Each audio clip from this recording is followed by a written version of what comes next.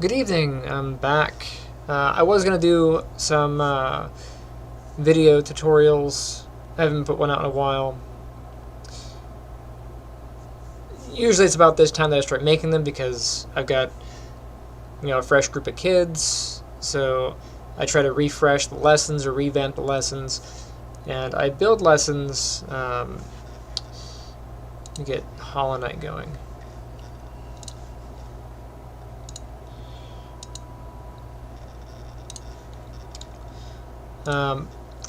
I build lessons in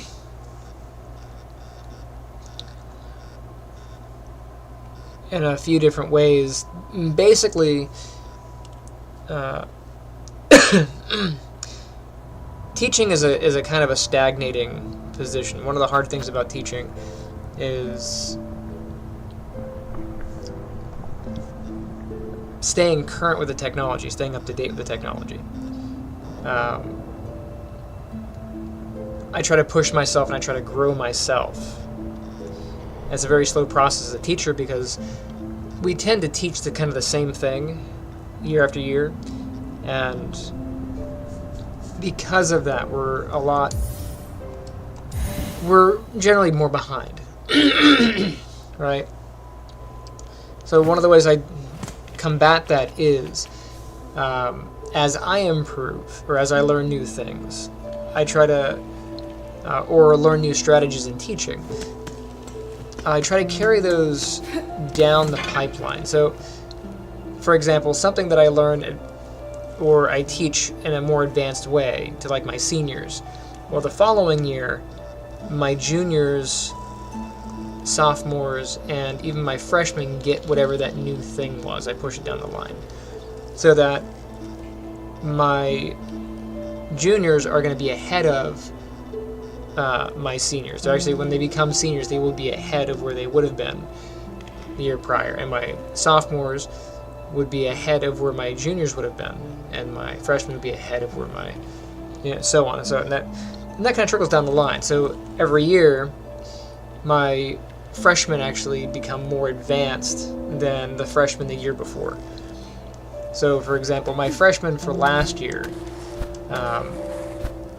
Actually, I'll go back a step. The 2 years ago, I did Leon and Jill, and my sophomores, because I teach 3D modeling and design, and I was like, I'll have them. 1 year, I had them do segmented characters, low poly segmented characters, and I found that because I wanted it to be an introduction into the 3D modeling process for characters, and then get a little bit of animation and whatnot kind of mixed in. But what I ran into was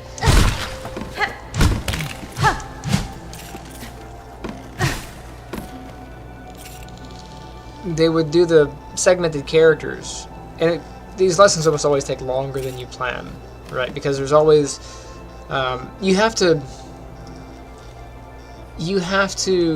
when you design a lesson, you have to structure around I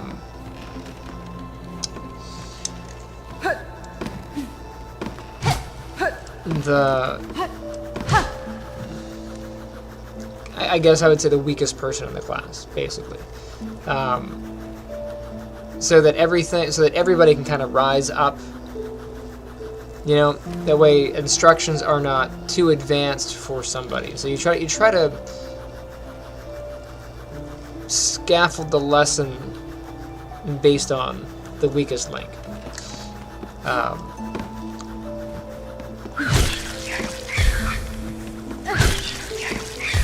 But one of the things you'll run into is, or at least with that particular strategy, by teaching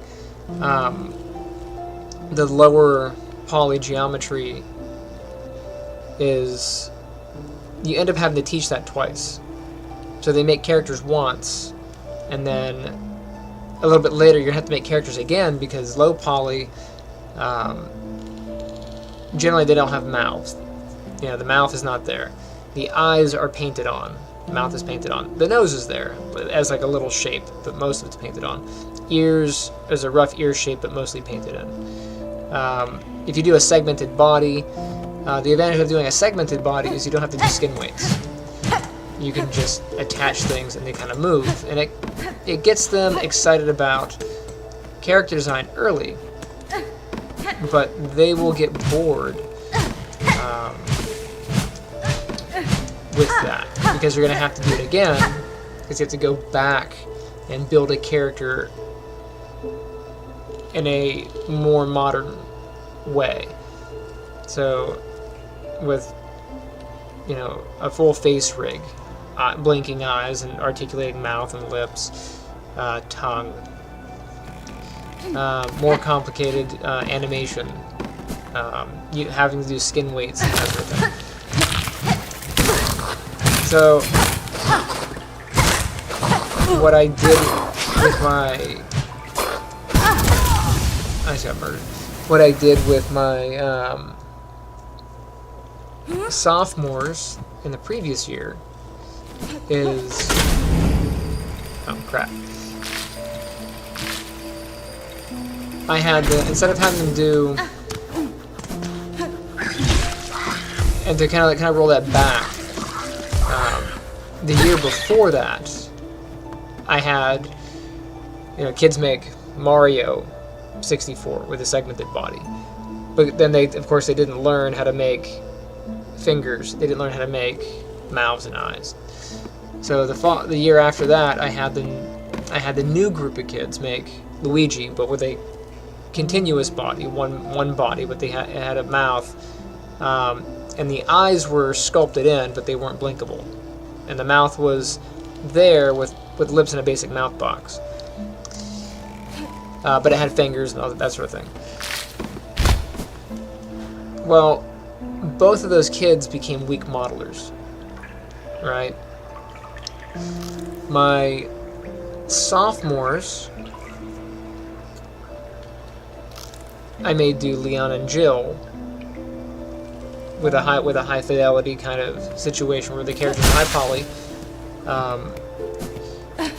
fully articulated mouth, eyes, you know, and all that stuff.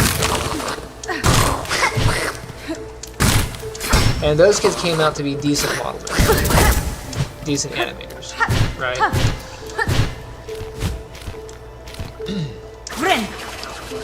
So the following year, I had my freshmen.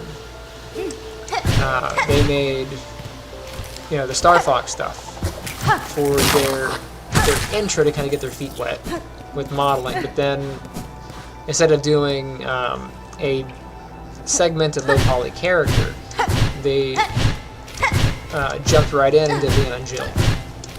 And they are fantastic modelers, and they're great animators, right? This year, and I do structure the class based on the kind of kids that I have. So this year, I was thinking of wanting to get them into animation earlier, but to get into animation sooner, we have to cut a corner. One of the corners was, instead of doing like Star Fox, we would do a low poly version of a character and some basic rigging so we could animate. And then second semester we would do a higher resolution character. The only problem I see with that is they end up making characters twice. See what I mean? We end up going back and doing it twice. But to have them do something as complicated as Leon and Jill right now would be a bit too much. So it's tricky, because I really want them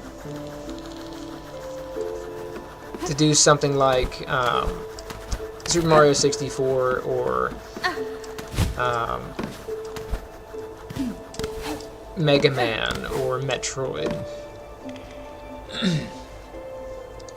or Chrono Cross or something to that effect, with that level of character design, because they would get more animation out of it. They would get more of a rounded experience.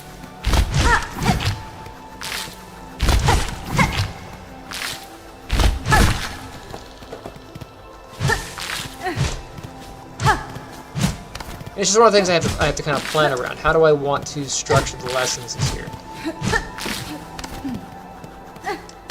I feel like if I go this route, this group of kids will be weaker. Ultimately, they'll be weaker modelers. They'll have better animation skills. They might have better programming skills, but they would be weaker modelers.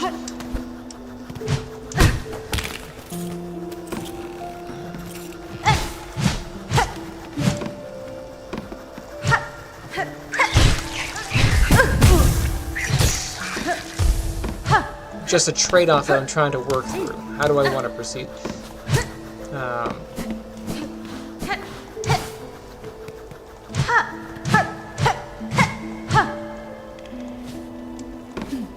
I see the flowers.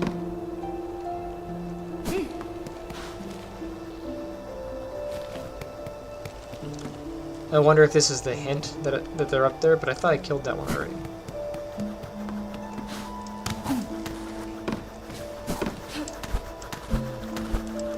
And what kind of sucks is, oh,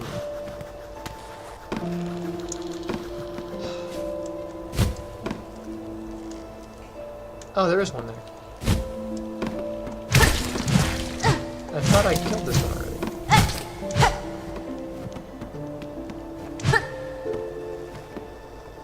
I should only need one more, right?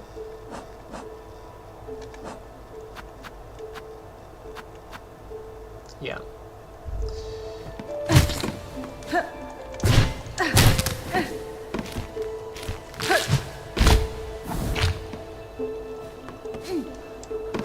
But what sucks about this is I really want to go that route, but timeline-wise, I don't see it working.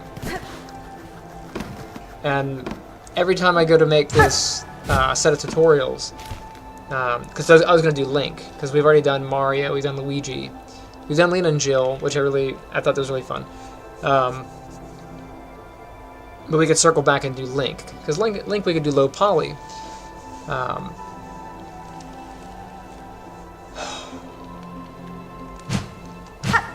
One of the things I wanted to skip was doing eyes and mouths, and kind of do the old retro game style with that kind of face. But then we're losing out on that, and we would have to revisit that either next semester or next year. So, in terms of modeling, it just puts them behind. And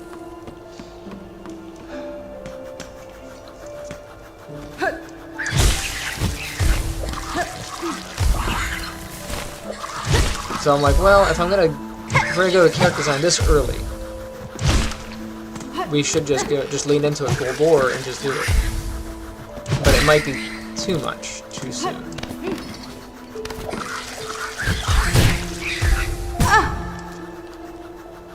Friend.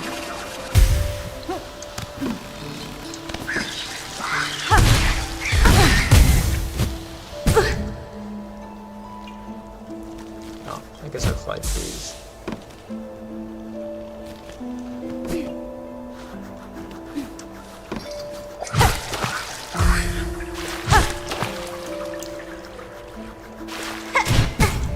Crap.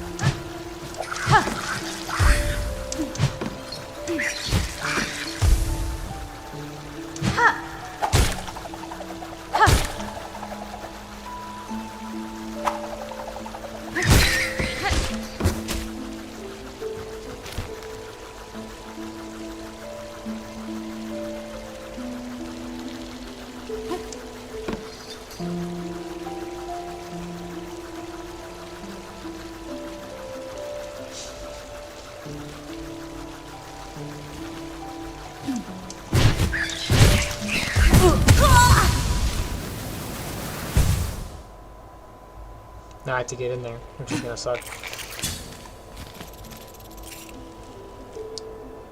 But what I was saying about when you're structuring your lessons, you have to do it based on the weakest students.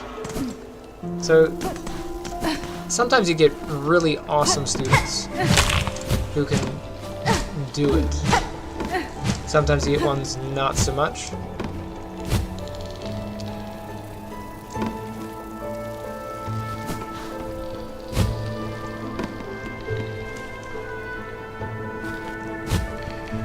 We're going there.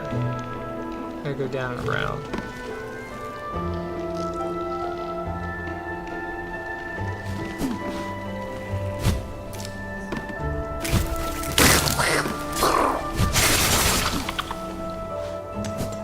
But you want to keep the lessons in a way that both your strong students and your weak students come away with something and are able to reach the same level. But you have to scaffold it a certain way. And that can be very tricky because I don't handhold.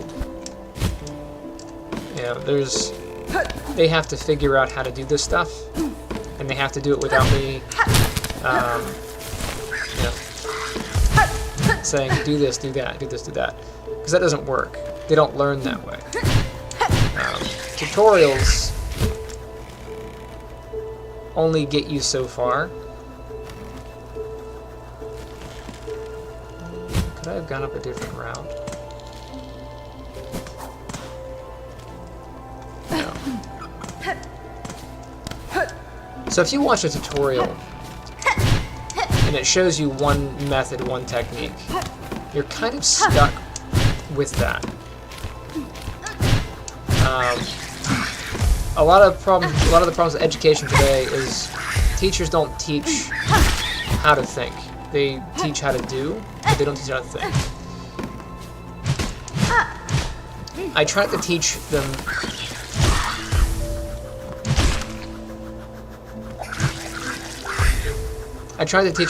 that this is the only way.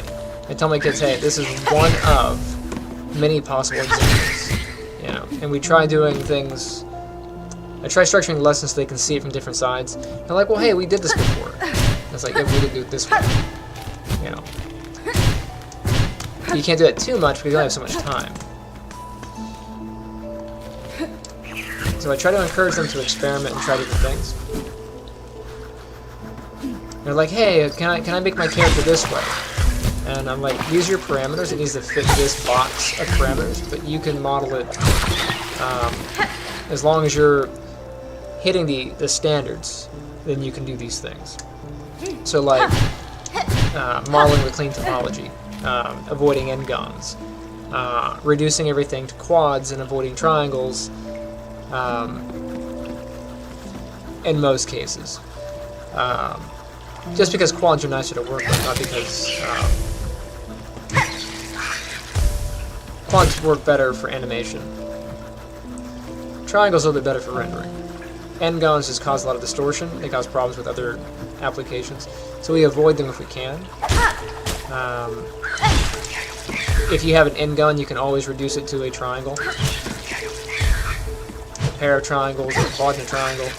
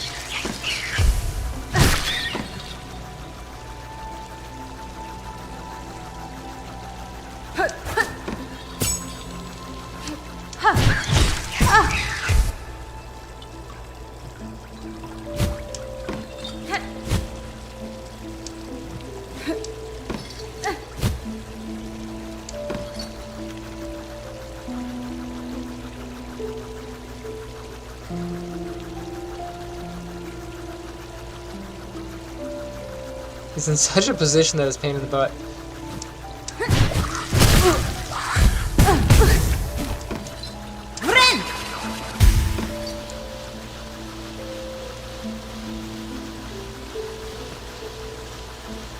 This is where the darts would be good because they go farther. Crap.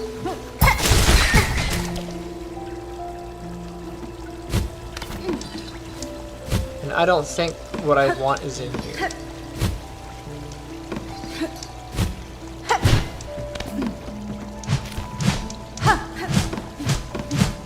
Yeah.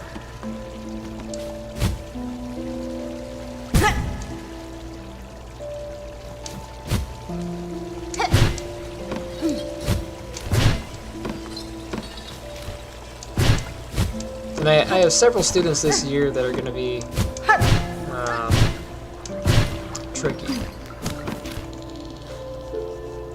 The maturity level, it just isn't there. So getting back to education seems to be moving away from teaching people how to think. And these kids are clueless. They have no idea what's going on.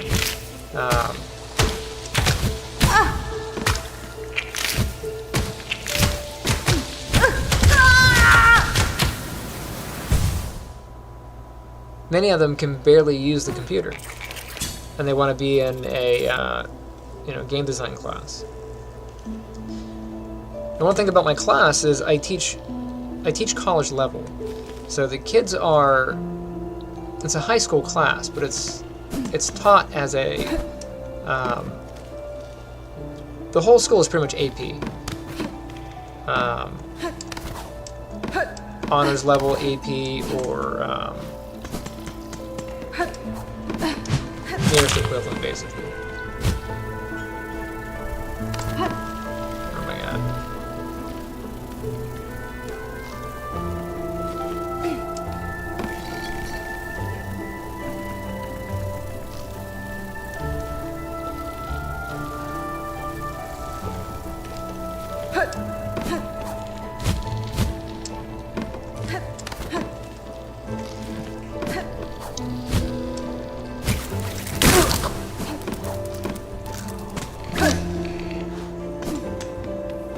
Like I said, I don't do any hand-holding. I make sure that they can do it on their own. Because by the time they're seniors, they need to be able to produce their own work. And it's a lot easier to rip that Band-Aid off early. A lot of these kids are going to be adults in 3 or 4 years. It's important for us as teachers to kind of push them.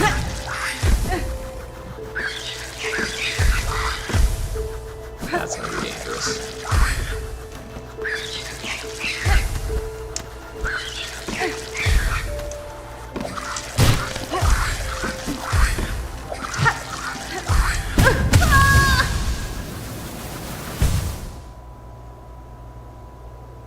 That's fine. That way I don't have to worry about my body.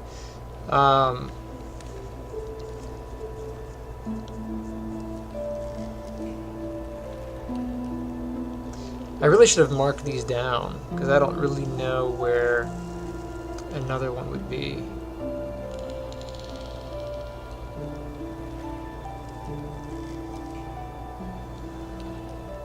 Maybe up top.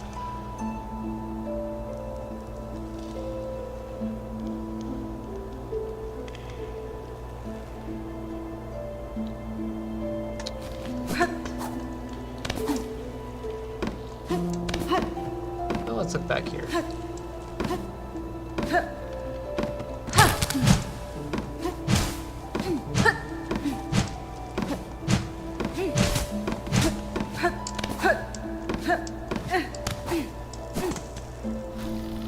One of the downsides about technology, and I'll use a calculator for an example. Technology, as it advances, people get dumber. Because we get reliant on technology. So a lot of people can't do math because they pull out a calculator and they let the machine do the work for them. So they don't think about the math anymore, right?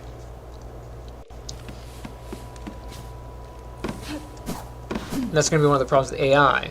AI is going to make it, and a buddy of mine has experienced this, and other programmers have experienced this, where you're using the AI tool to speed up your workflow, right? But because you're not actively thinking about the problem, you're atrophying. You're becoming weaker as a programmer. You're becoming more reliant on the tool. But that happens to us generationally. So as I was saying, every year I try to take what I have improved on and push that down the line so that the future kids are better. As a society, we tend to do the opposite of that. We're like, hey, we have all this cool stuff, and we push the technology to younger and younger. So they are introduced to it a lot younger. But they also become reliant on it a lot younger. Haven't you noticed that ADHD is way more prevalent these days? I don't necessarily think that is a genetic thing. I think we're born in a world where we have this thing, or a tablet or something, that we have instantaneous gratification at our fingertips from the moment you're out of the womb. And the brain doesn't develop in a way where it needs to manage not having bells and whistles and lights and things happening all at once in all different directions. I think that's a developmental thing. I don't think it's a genetic thing. I saw that when I was, bussing tables 20 years ago. I saw a kid with a tablet. She could barely, walk. She's in diapers, but she had that tablet. She could be on that tablet. And I'm like, yeah, that we're as a society, this is going to do much. They're going to grow up reliant on this kind of stuff and not get to do their own stuff.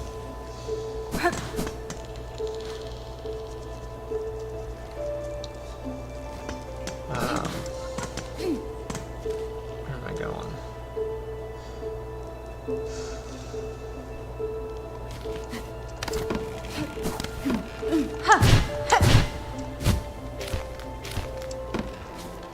I do want to go up here and just, well, I can get up there by going this way.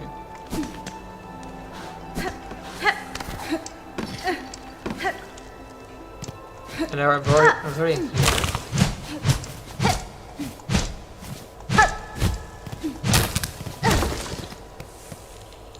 I already read that thing.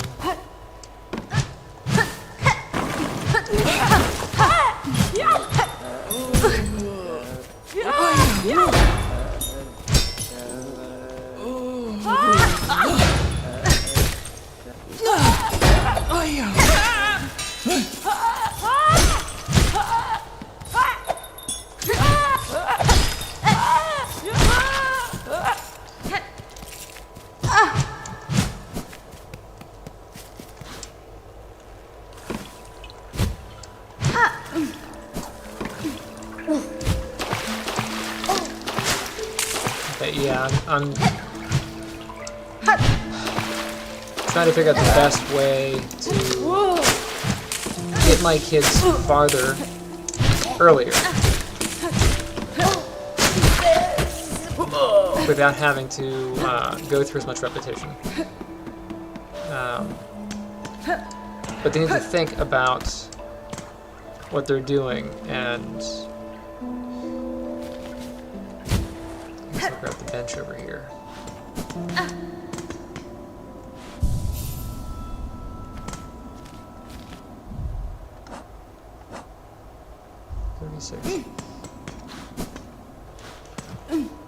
It's important that they think about what they're doing and why they're doing it. The kids, they don't want to do that. They don't want to think. Thinking is hard. They just want to do and get instantaneous answers. I have parents who are like, oh, well, you should just do it for him. Like, I'm not doing it for him. No. That's not happening.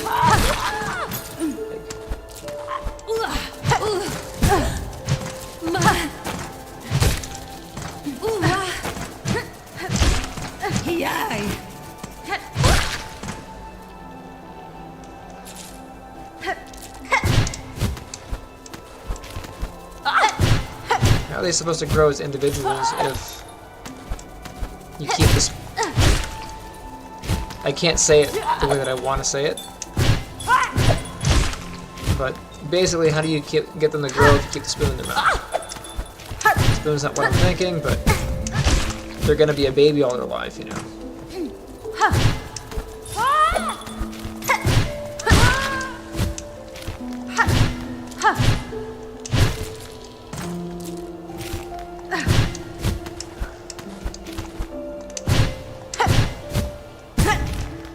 And a lot of teachers are part of the problem. They're feeding into that. You know, schools are like, hey, push these certifications. Let's test, test, test, test. But what about teaching?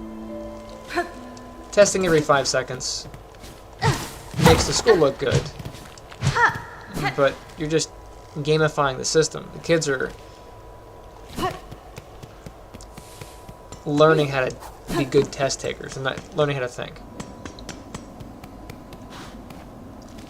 Alright, I haven't jumped in this hole. I'm gonna go do that. But I want to... there's a bench over here. I still don't know where the other blossom is, and I'm a little bit worried about going down that hole. Blasted steps, that's where I would be. Okay. I can't go to blasted steps because...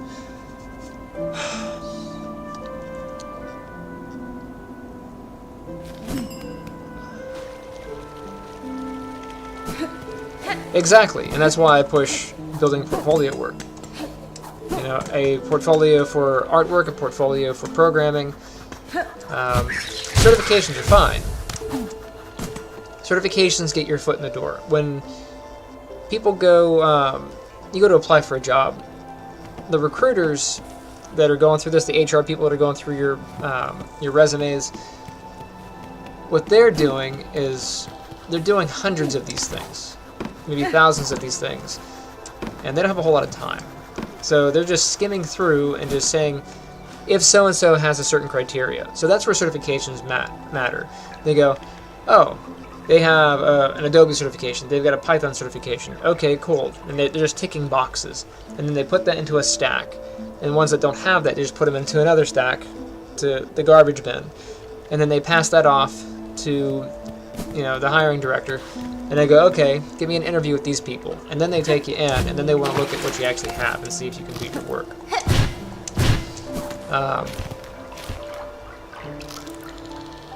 So certifications have their place.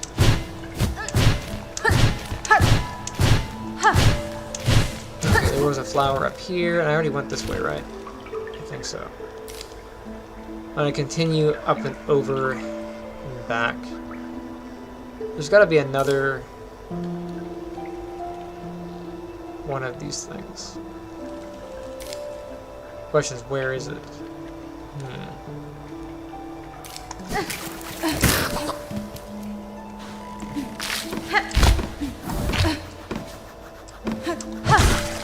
I feel like I was here. Yeah, I was already around here. Well...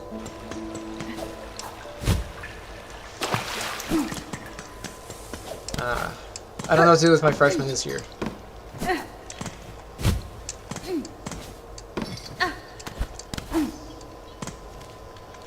I know what I want to do.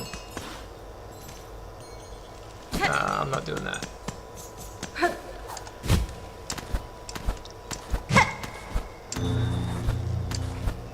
Aha. Shard.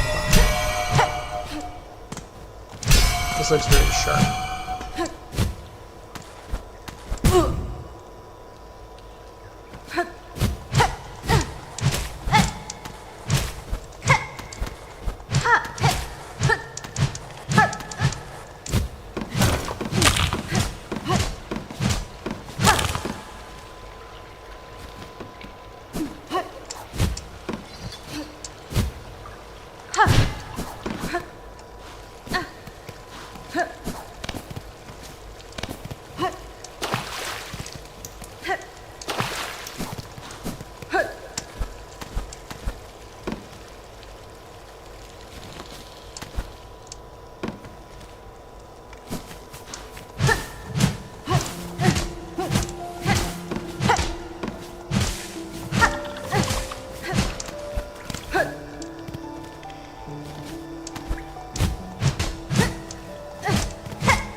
Pretty sure I was already up in here, right?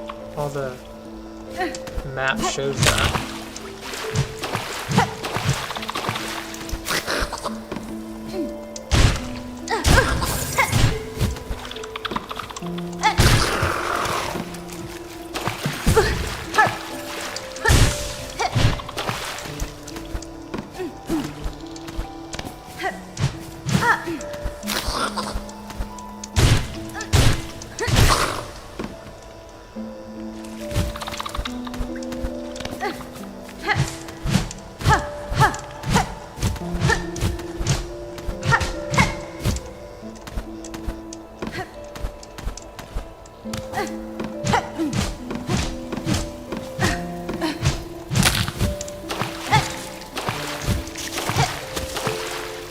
I think this was one of those flowers, and I went down this hole.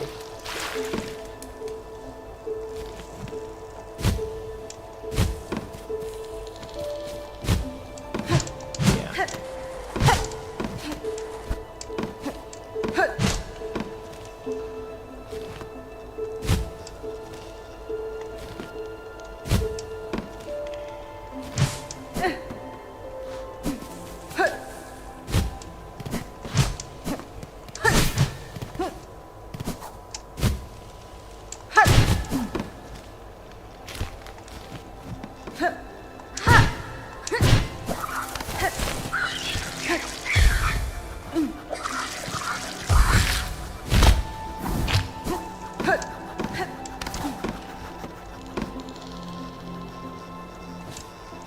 I see purple.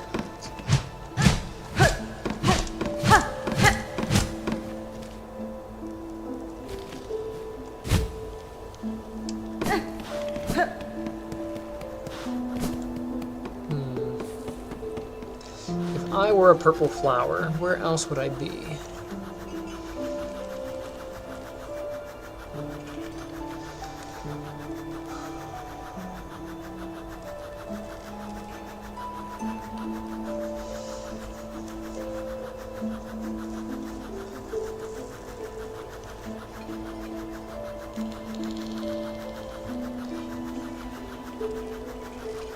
I'm not sure.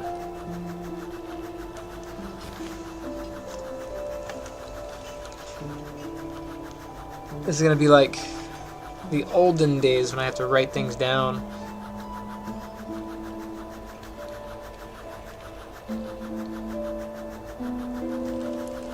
Because where have I not visited? I can go back down toward the beginning.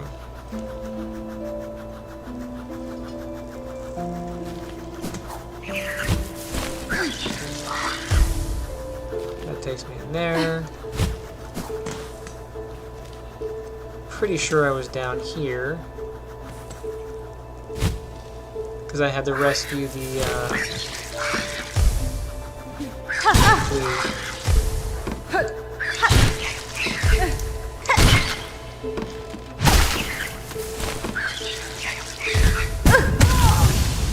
Seriously? That's annoying.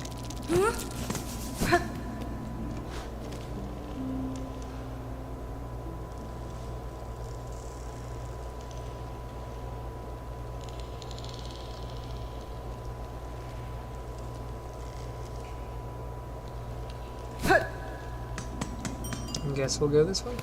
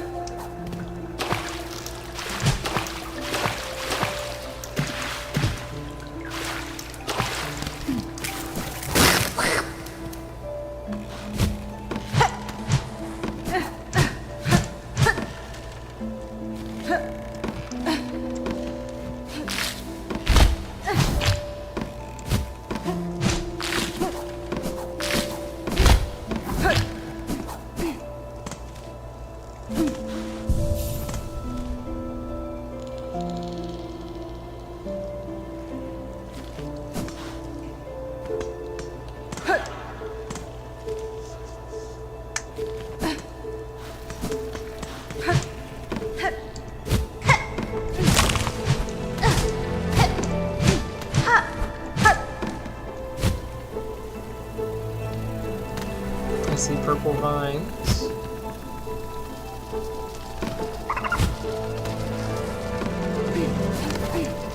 Although I think I was already up here and killed it. Nope, I see purple flowers being dropped. There it is. That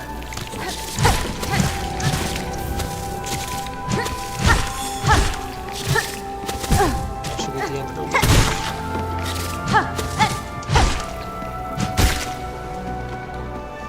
Okay.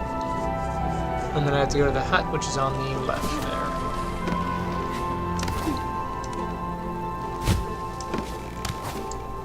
I already checked the wall, right?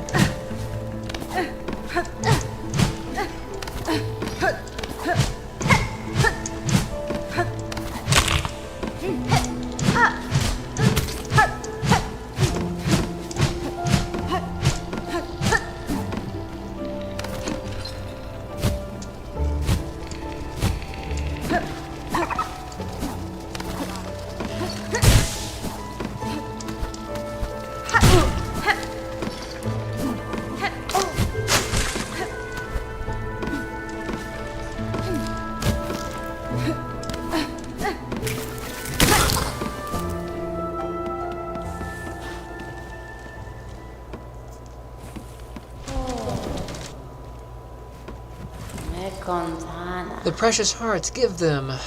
For the time of birth, for the right, they must bleed. Yes.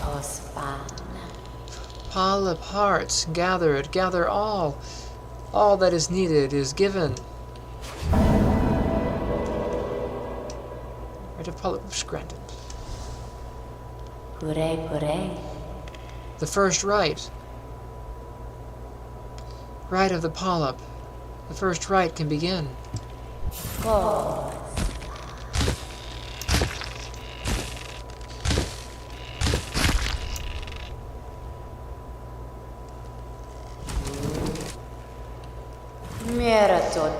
Bug, cloaked by red, the time of rebirth approaches. First rite is complete. Prepared for the time of birth. Take, the refuse of the rite. Polyp pouch. Cool. The time will come soon. The time of birth approaches. Alright. Applies venom to equipped tools.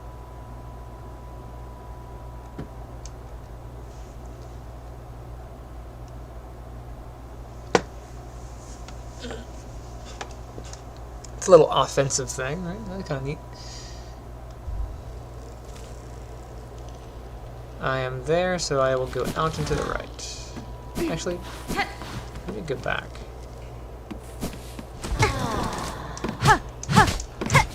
Don't mind me, I'm just trashing your hut.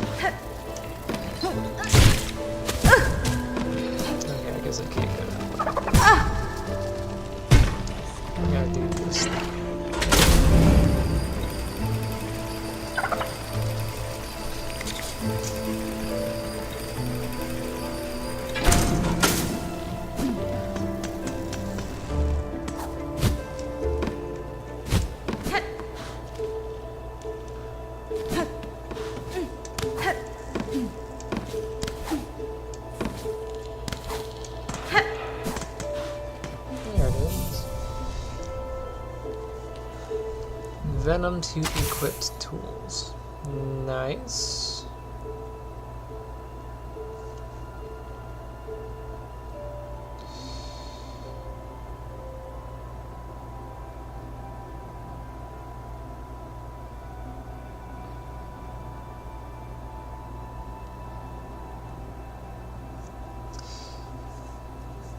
I gotta come back and fight this lady, but I don't want to do it right now. We're at 9:32. I don't want to be stuck being mad for the rest of the night. What other areas have I not explored?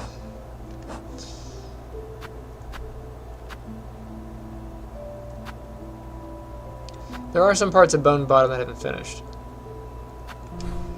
Morrow, I think I did pretty much everything except for the bone monster there.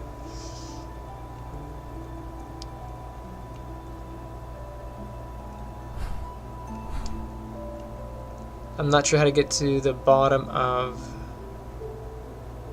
Deep Docks. There's a section right here.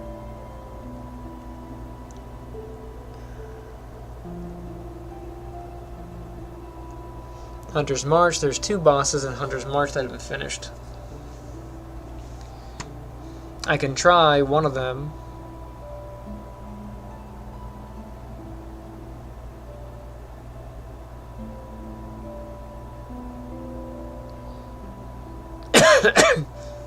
Could go back to the Morrow. I have a little bit more health.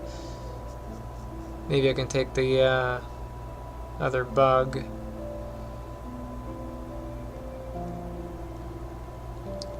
Or I can jump down into the steeps. Of course, there's also the slab.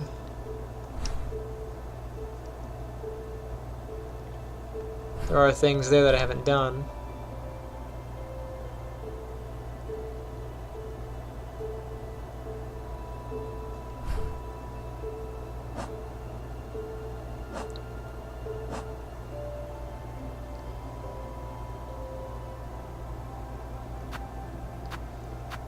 Let's see how well this venom works. Let's go to... I have to go back left to get to the travel station.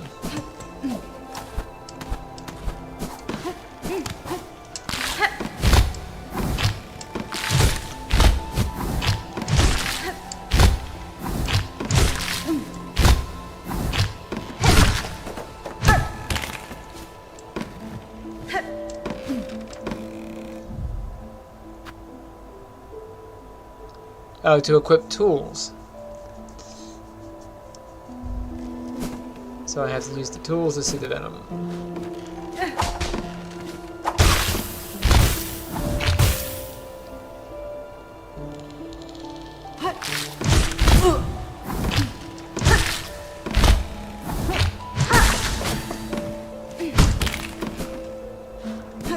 I don't know how much damage it did.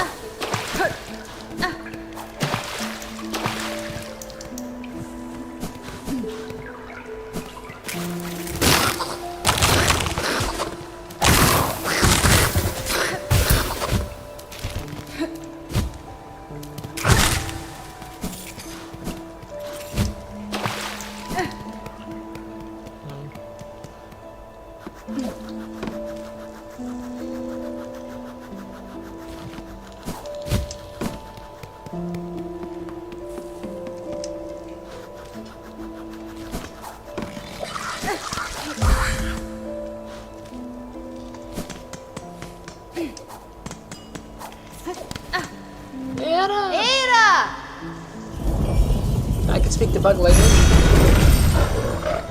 Rawr.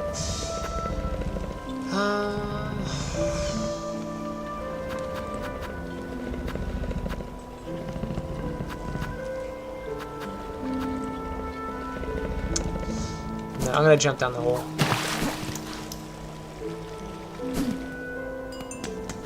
Let's jump down. This could be good, it could be bad. I could be very sad.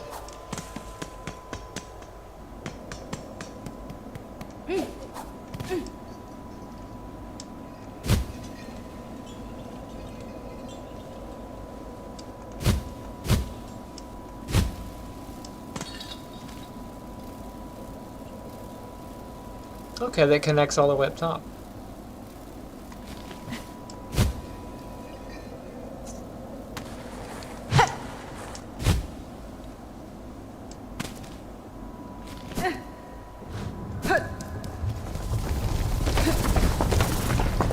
Wormways. This is kind of like that one level.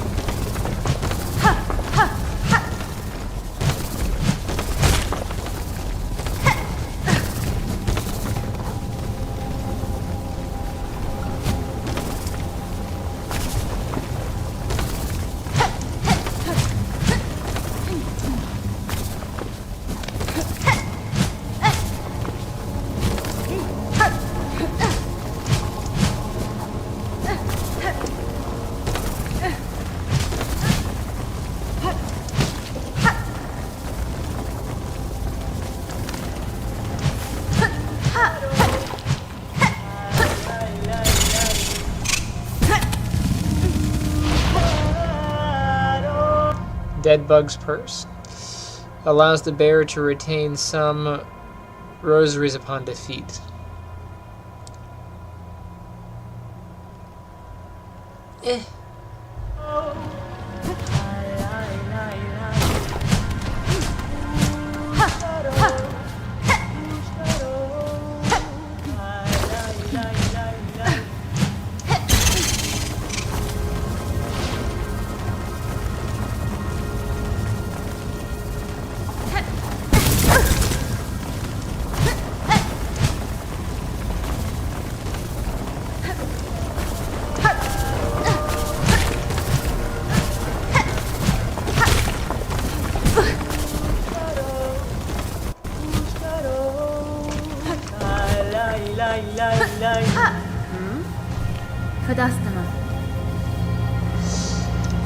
Greetings, Shakad. It comes to nos.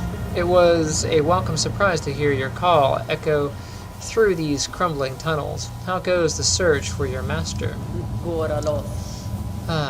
Pushanka. It is a difficult task to track anything in these caverns, while the worms ceaselessly churn the rock. I can see that my master has traveled here. Her path within this land winds strangely. I wonder at her intent. It is no matter, though. She can enlighten me when again we meet. Until then, I will continue in her shadow. Yes, I want the map, but I need to do this.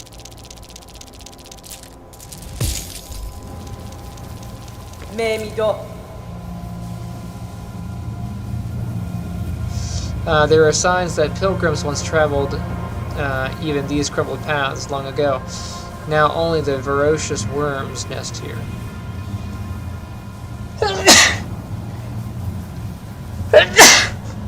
Whew.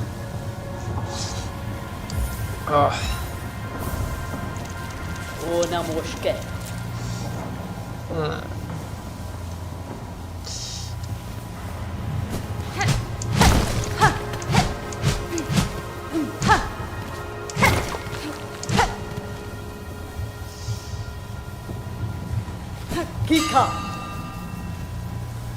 That's trippy. The foreground looks like there's something passable here.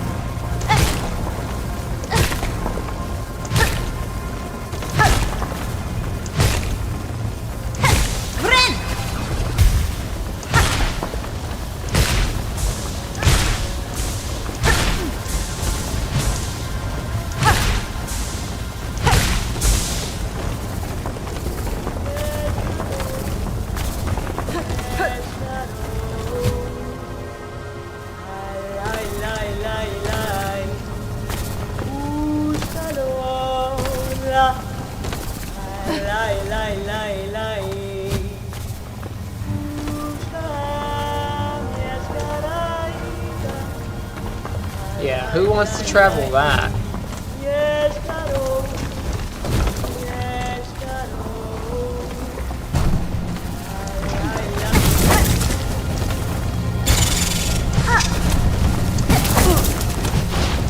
Ah, so vicious.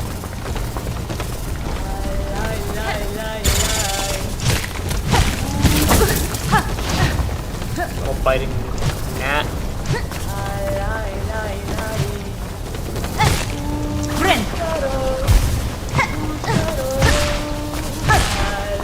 Why would they go over there?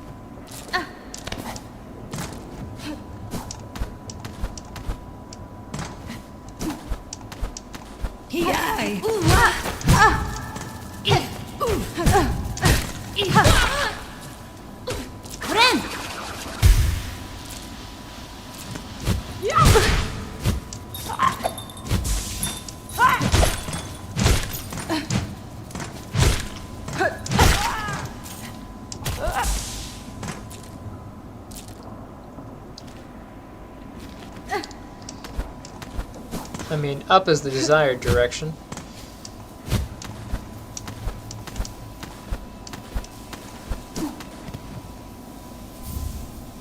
A frayed rosary.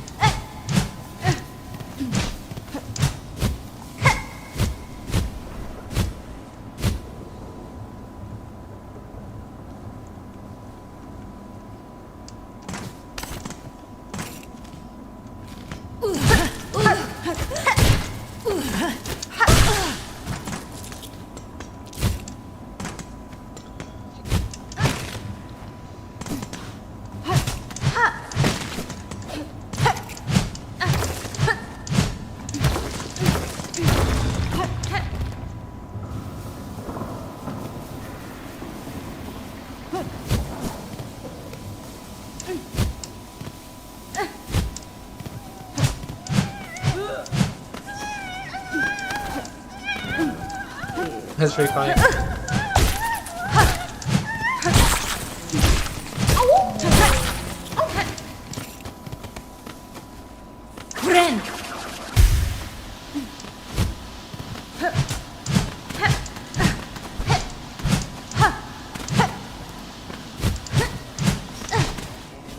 Looks like a gate of some sort.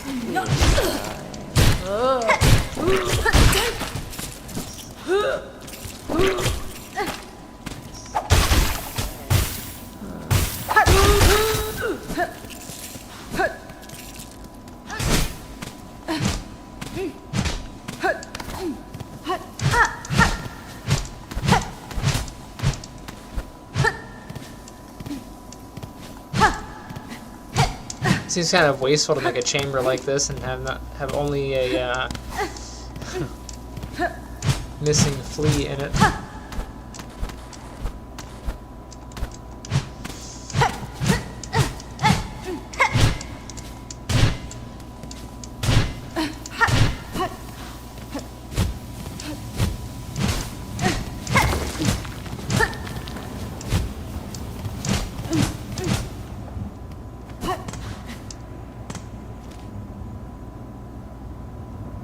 Bone bottom.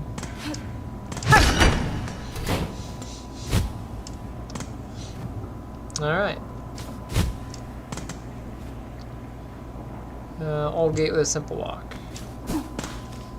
Then I've been down there.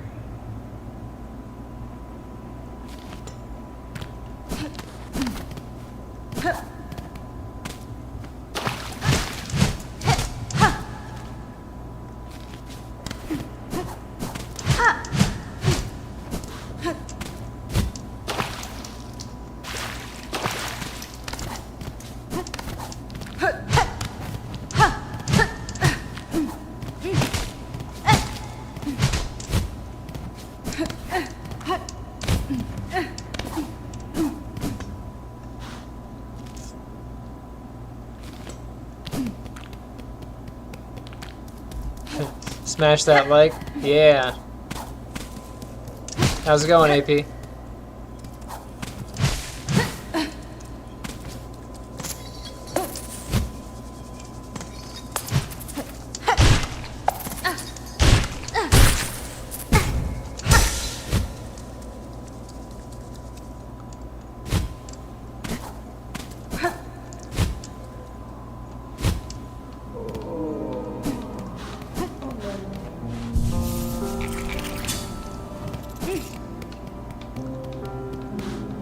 Nothing on the wishing wall. We were in Shellwood. Wormways. You finished strength training and cardio workout today? Awesome. I was lazy today. Well, I mean, I've been playing Hollow Knight, so laziness is a matter of perspective.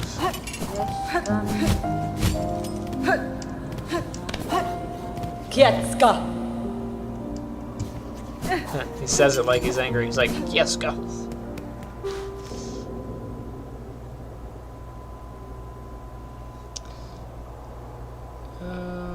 Deep docks.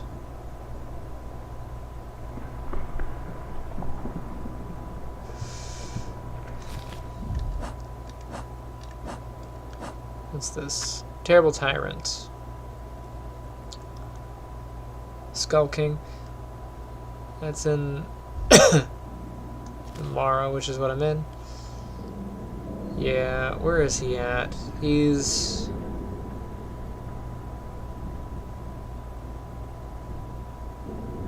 up there by the travel station.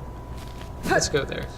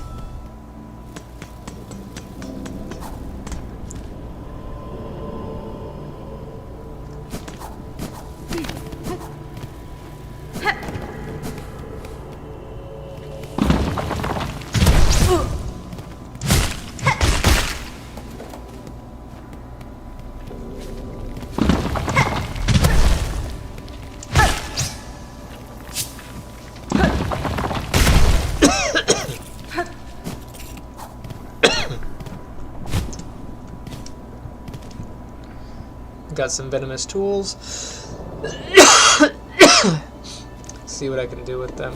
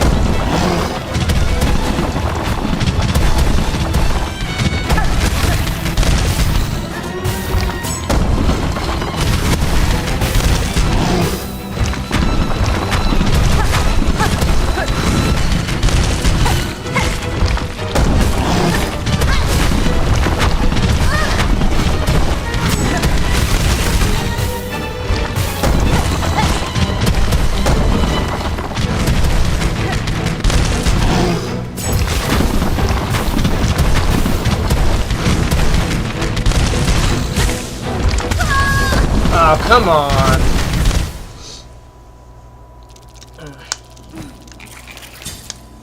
Jerkface still got me.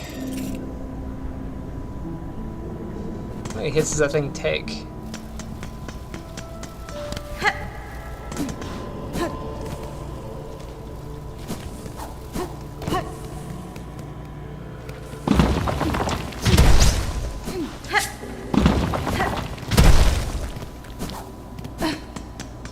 I may have to go farm and fill up with stuff because I'm going to trap the crap out of this guy.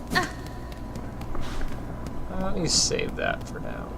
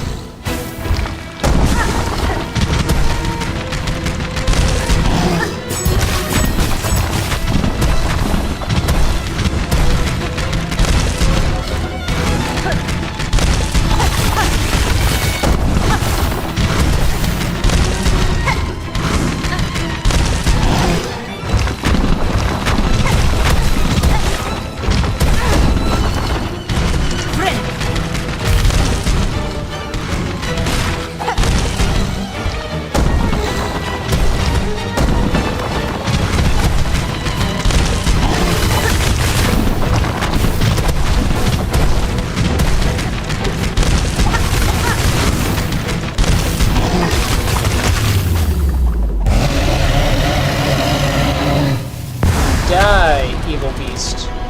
That better be something better than a chunk of shell shards. Crown fragment. Awesome. Turn in the crown fragment to Bone Bottom's wish wall to collect the reward. Out of 9. You know, I took like everything.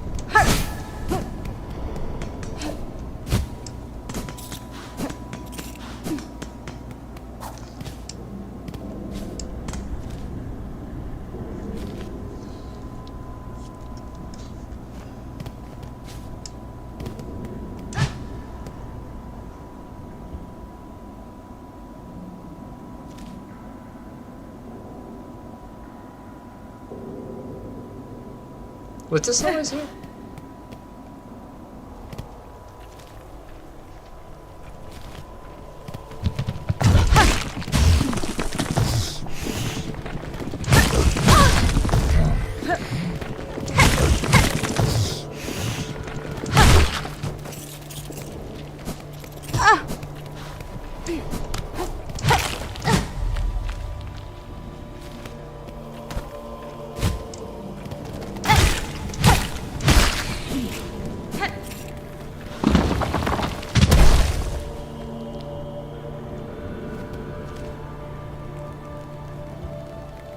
I had to have been here before, right? Ren!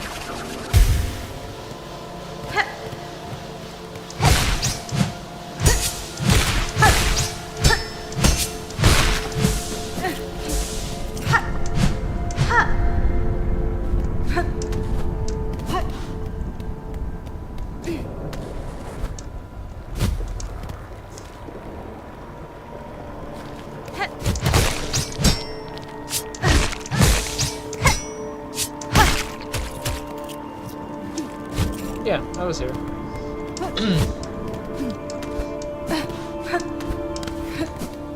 I may have been able to use this to cheese him. I forgot it was here.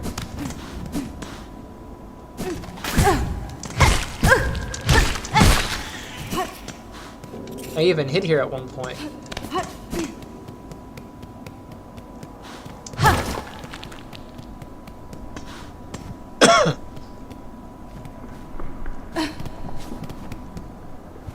Maybe I could have just hid here and he couldn't have followed me.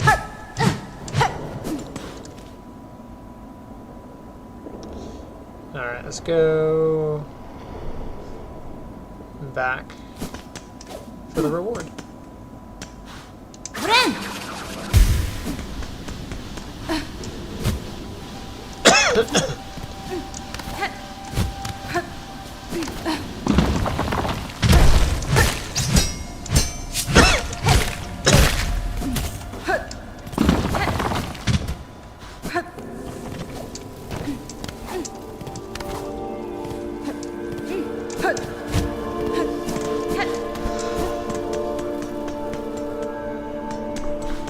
Wait.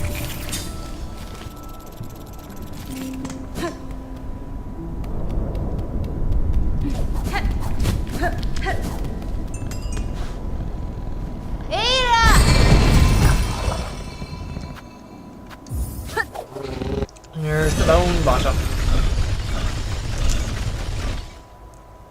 Wait.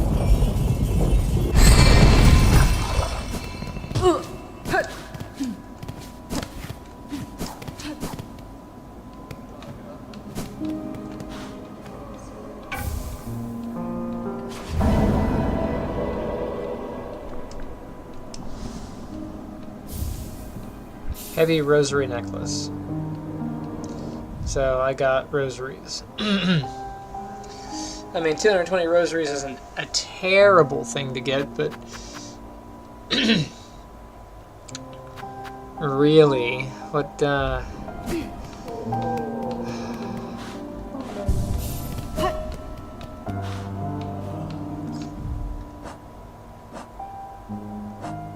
would have gone for like a memory charm or something. Wormways, deep docks. There's 3 spots I haven't claimed in deep docks. I'm not really sure how to get there.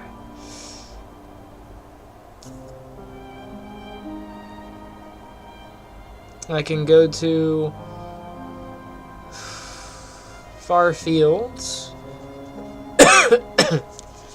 and try again.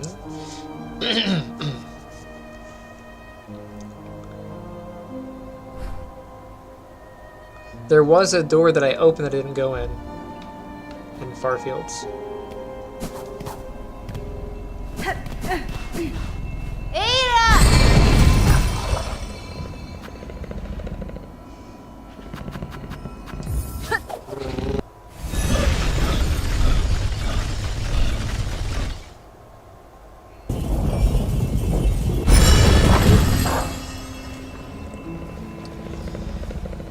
There is that section up over there. I don't think I can get there. I think that requires flight of some sort.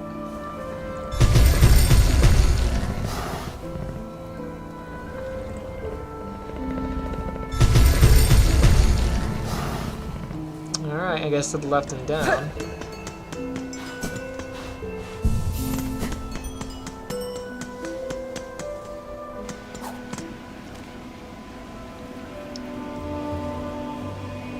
I'll go to the...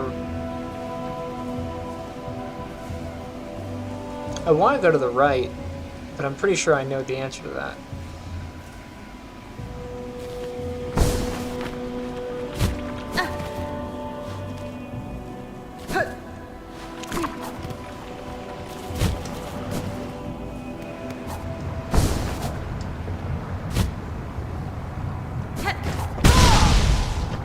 That was painful.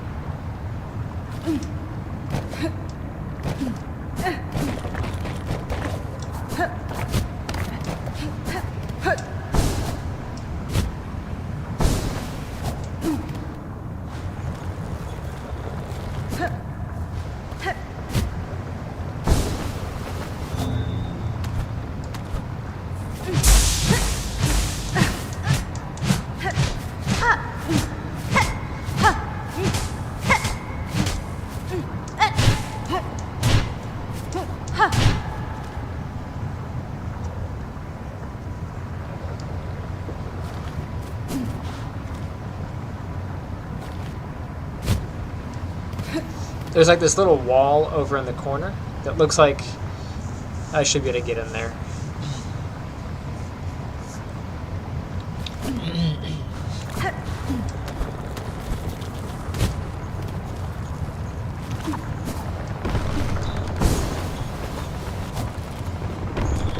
Let's see if she has anything new. Pero un toro tano.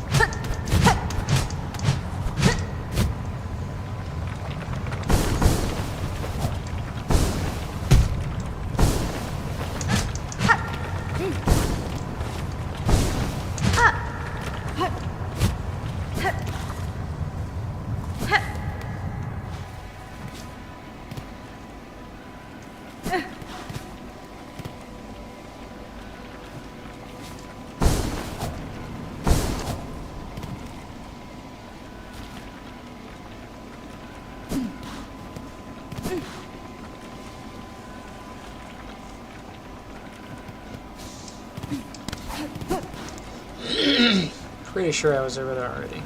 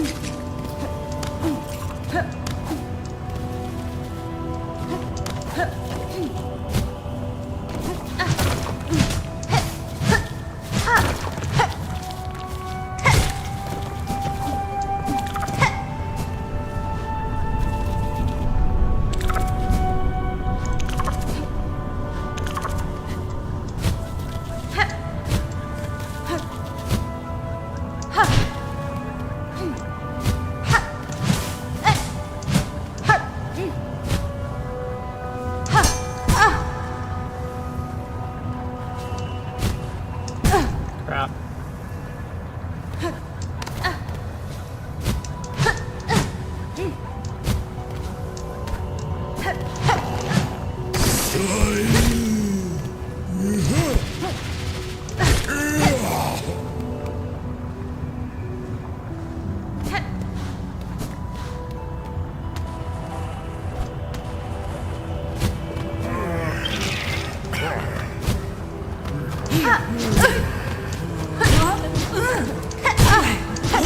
Friend.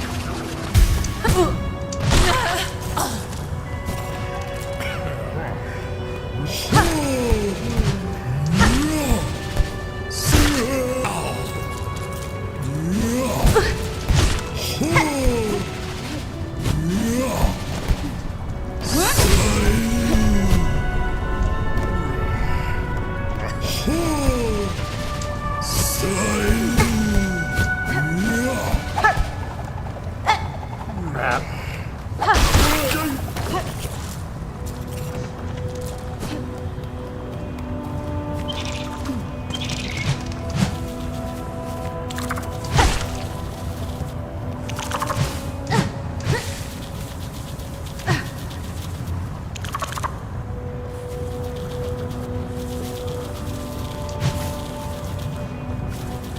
I need their life and they keep running away from me.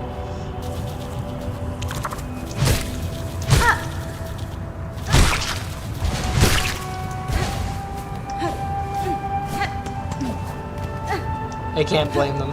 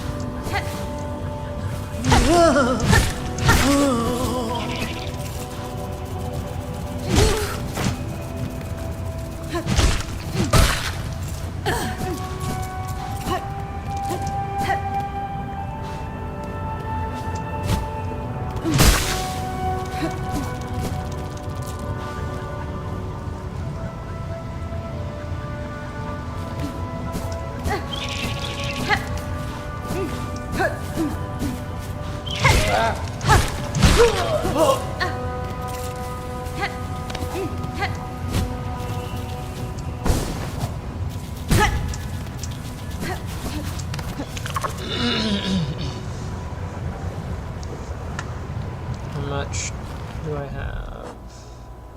93.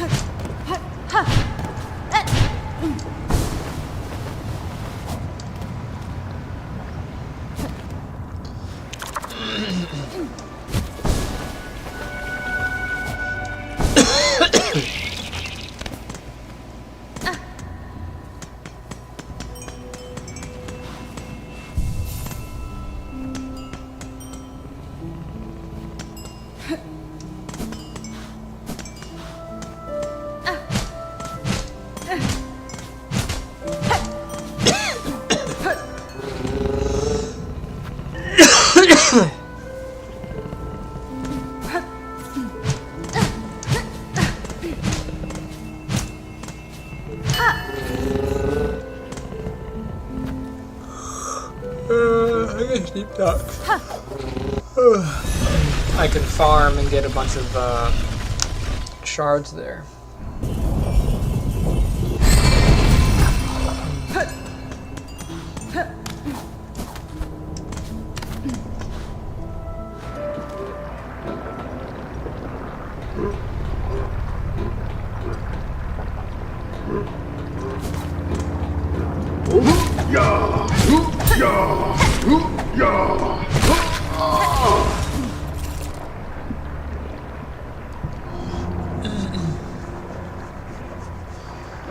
Next to the Morrow, that goes there.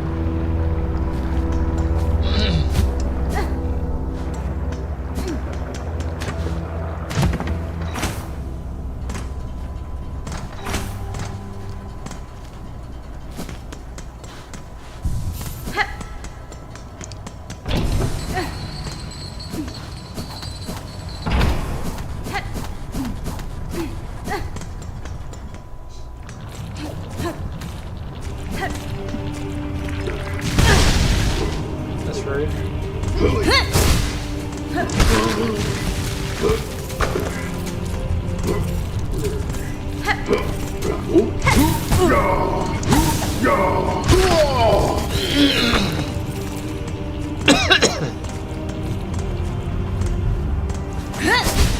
I missed.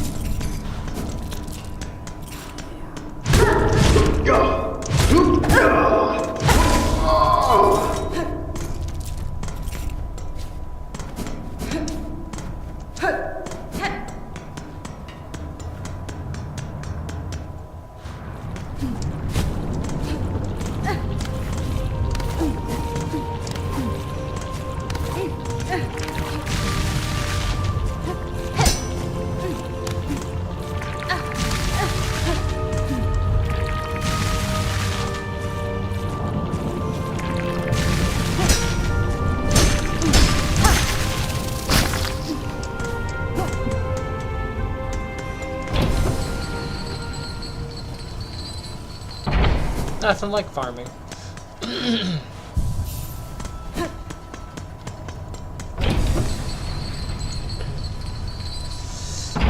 Ugh. I'm hasting to pull the map of all the mask shards. All the mask pieces.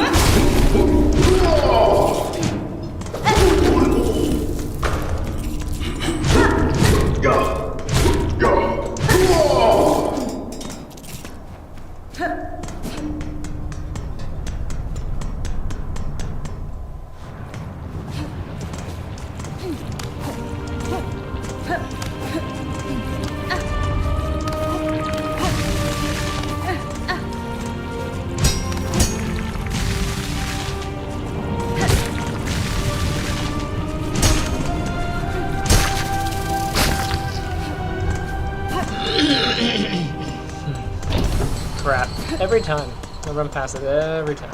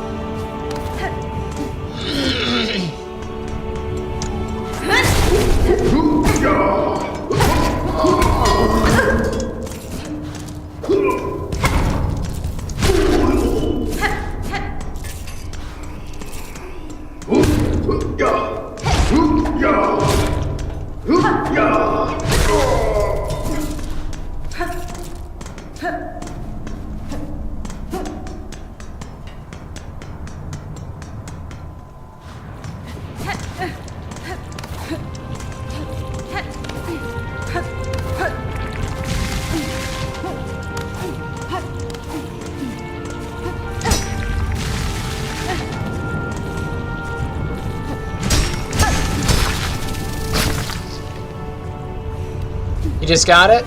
Nice. How do you like it? You can do this.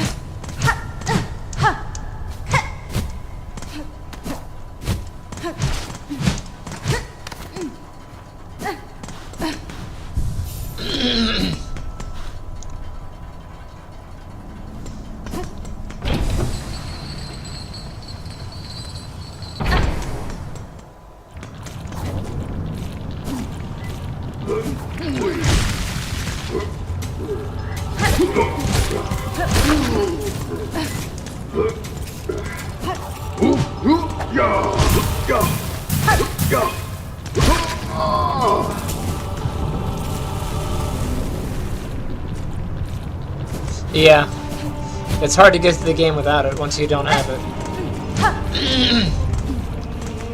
Or the wall climb. That wall climb ability is pretty good.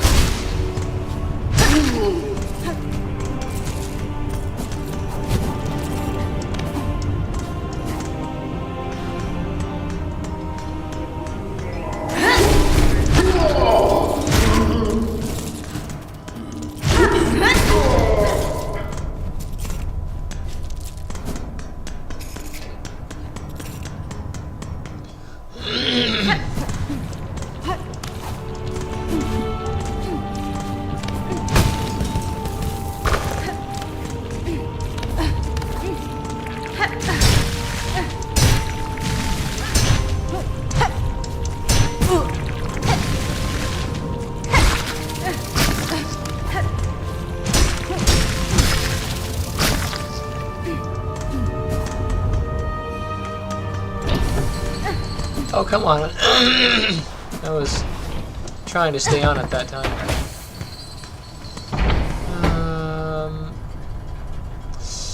At the 11th bell toll, send 30 measures, 4 beats, smoke or rock, 8 beats, sweet smelt. Mark a fealty, all workers. Sometimes I wonder if these are dropping me hints of things to do, but no idea. At the 9th bell toll, send 20 measures, 2 beats, smoke rock, 7 beats, sweet smelt, mark a fealty, all workers.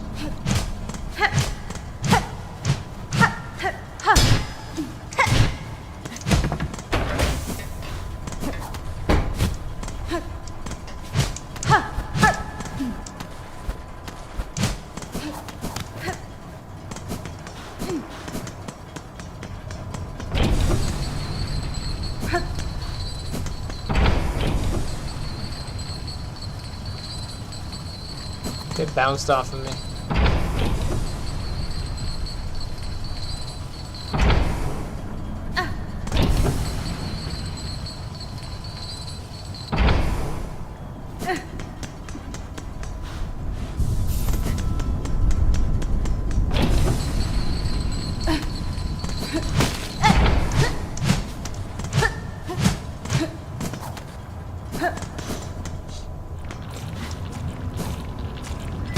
Huh?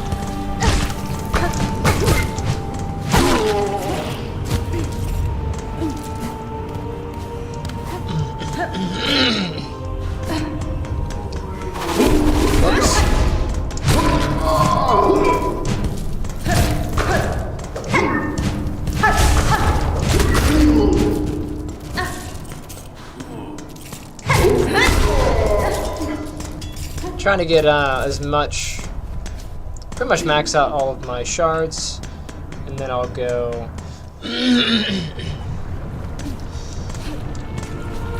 battle. I'm gonna use my traps a lot more, so I want to make sure I have enough shards.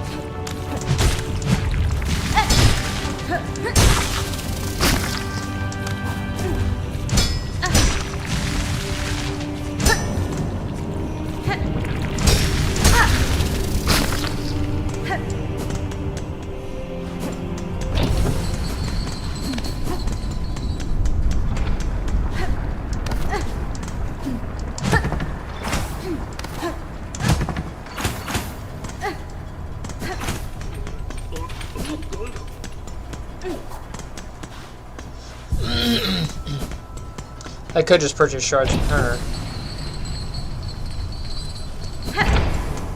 Feels like a waste.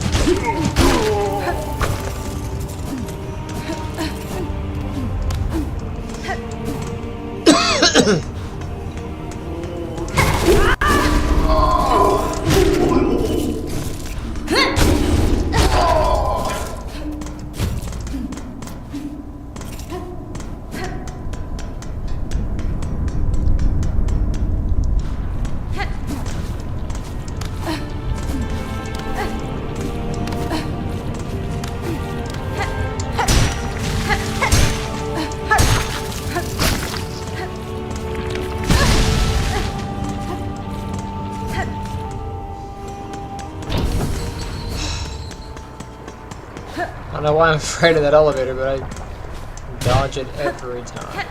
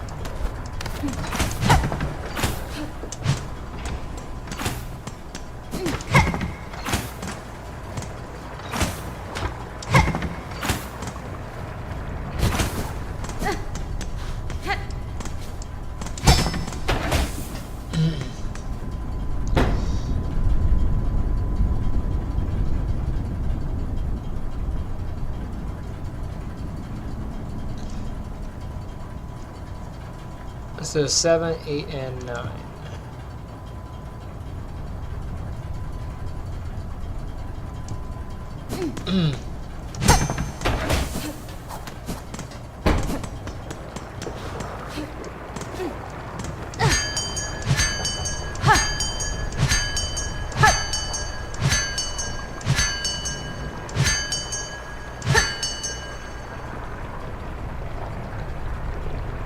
I had to try.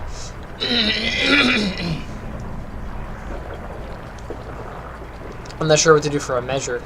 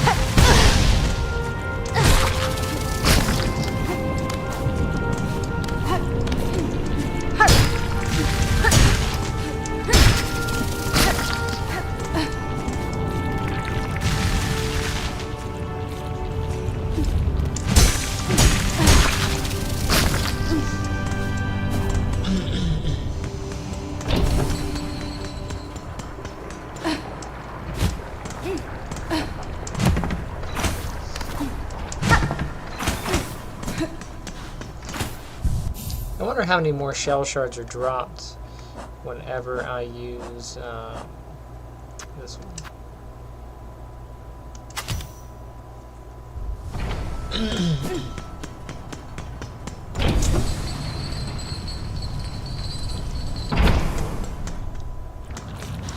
So I've been getting about 5 per kill.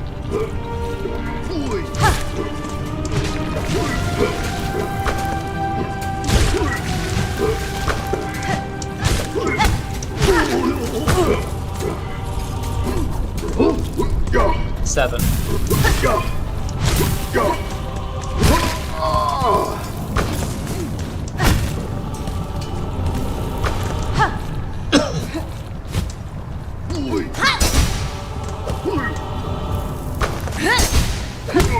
I missed it twice.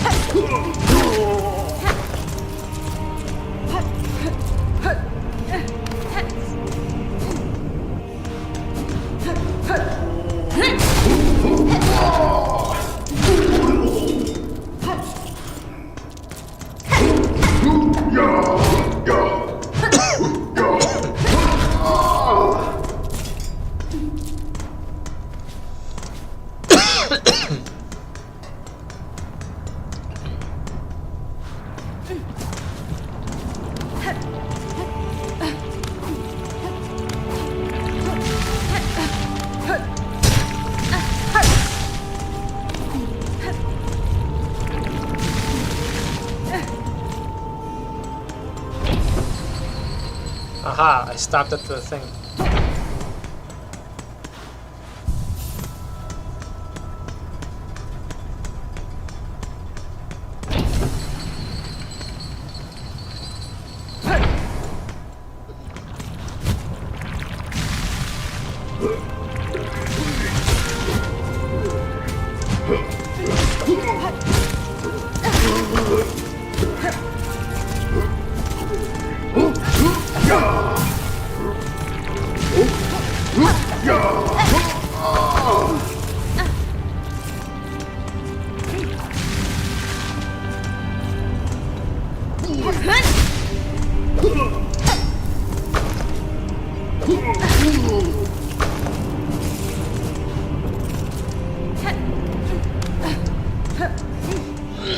Not far from the 500 mark.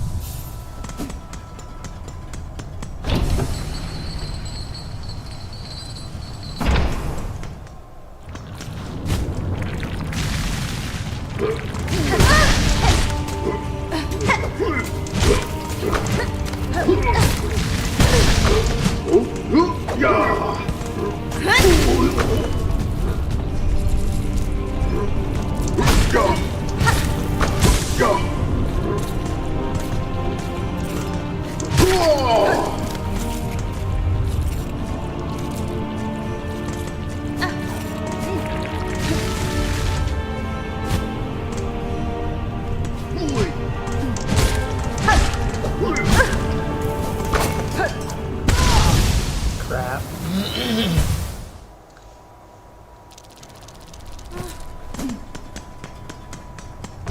Not my beads, my precious beads.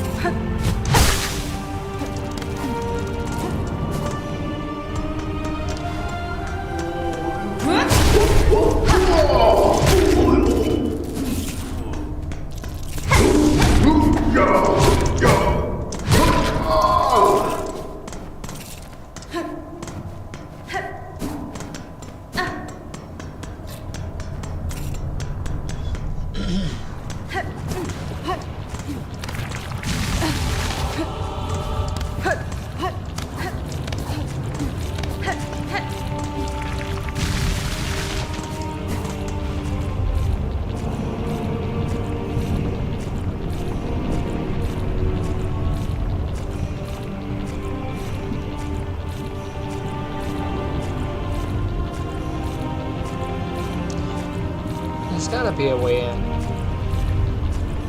Either from that door or that one.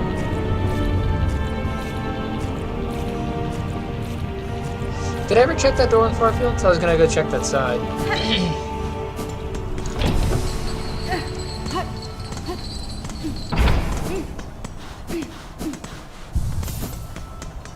Alright, where am I going? Oh,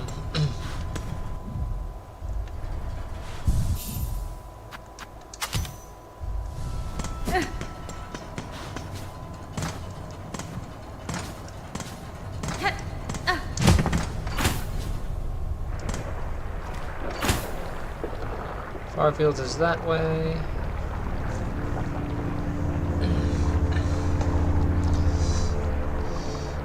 I do want to deposit all of my gem thingies.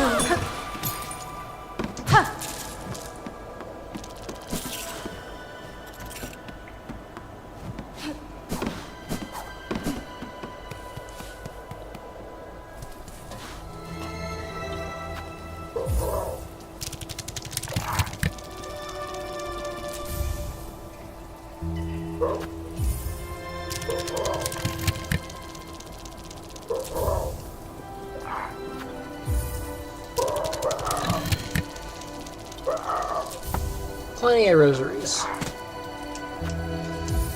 Take these off while I'm doing this, so my ears can get a rest.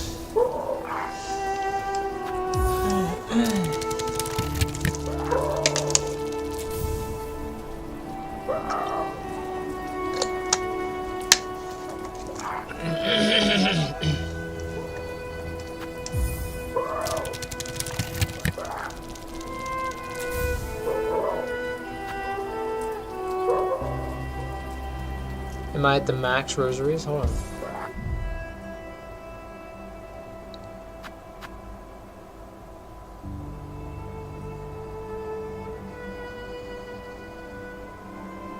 So I can hold 20.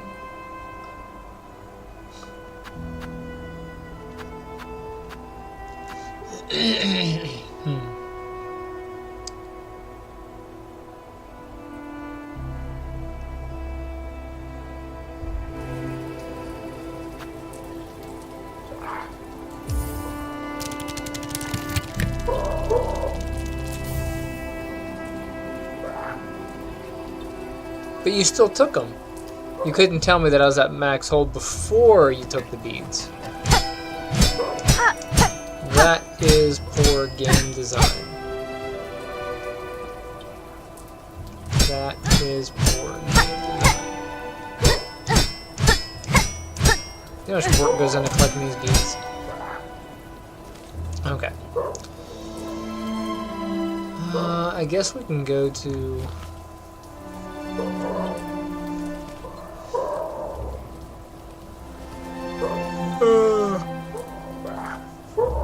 go back to the travel station. How far fields will take me? I think where I need to go.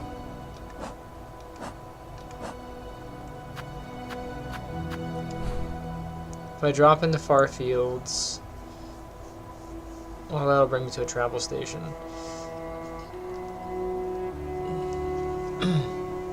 Hunter's March is way over there.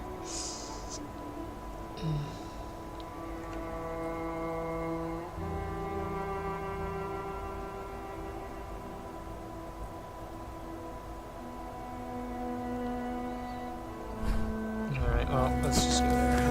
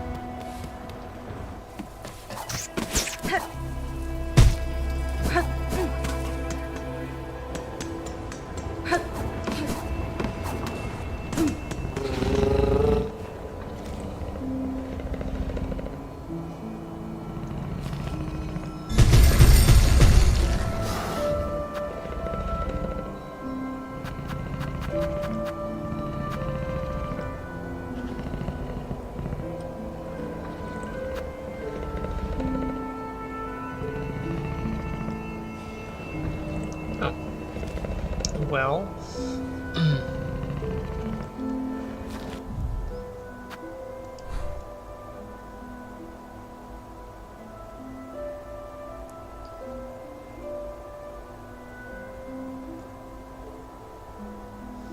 so there isn't a good connection into Hunter's March.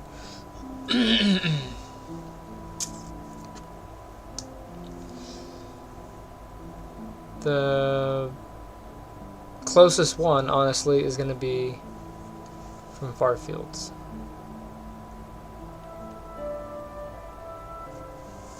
Well, it looks like it's the same distance, far fields or the Morrow, either one. But far fields gets me closer to where I want to be. Ultimately, I think it's the same distance.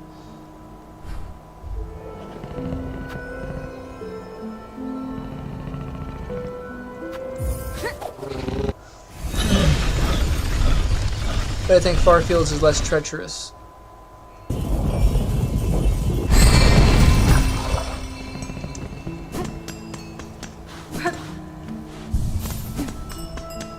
Far less perilous. Let me face the peril. Alright, so up and over.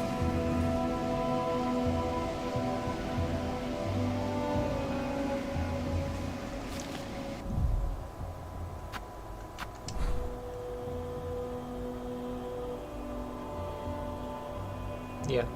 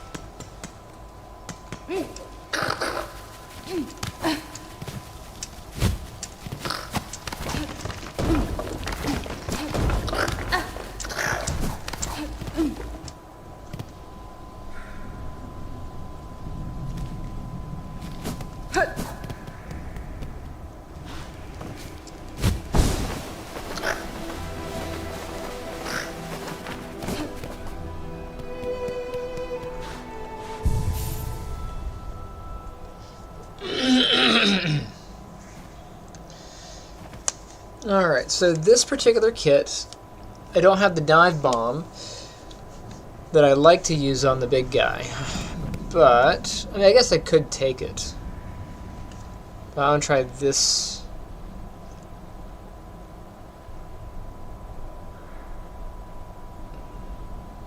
I've got better range on this kit. So let's try this one.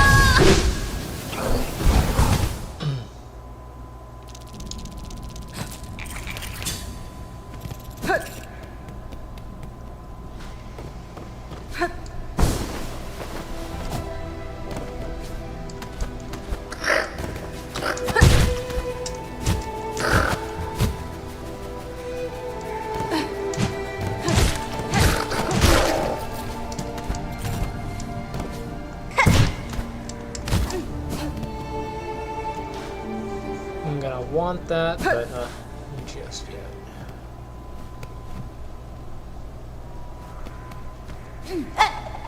Crap.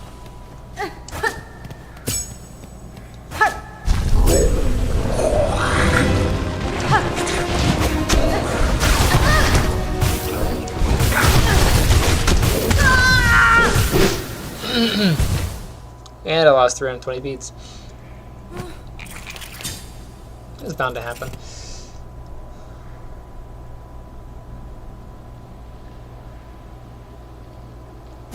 Alright.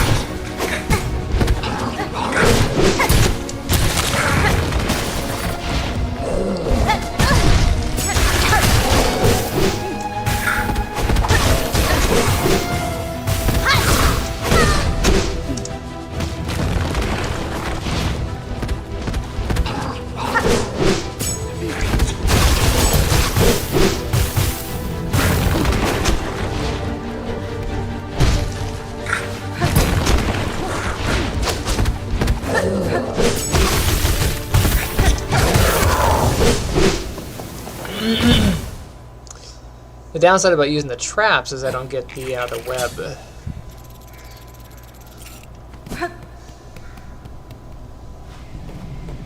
I must have at some point hit my whatchamahoozer.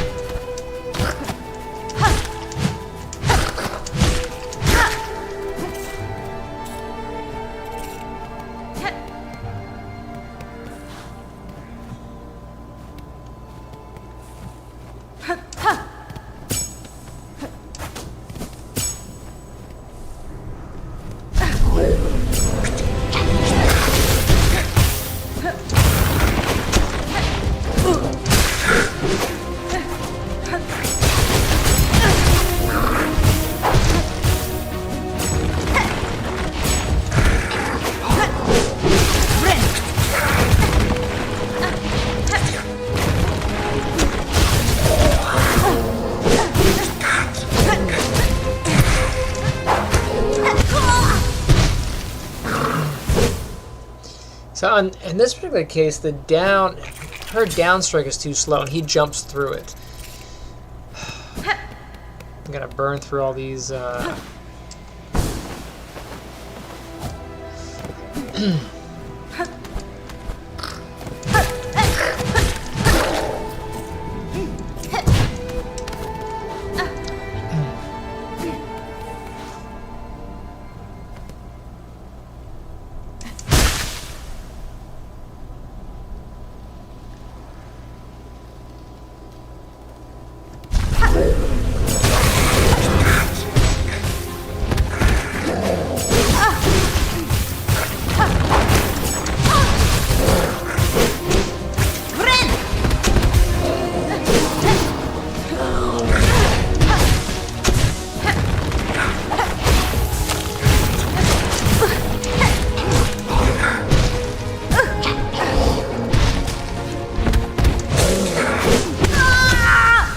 Tried to get over him so that I could do my healing.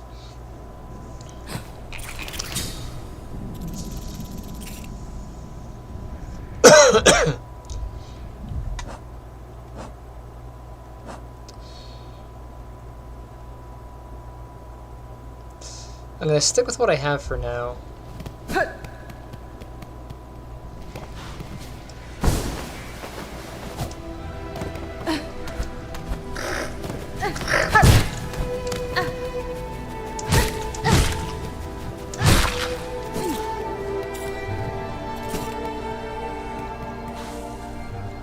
Keep that there.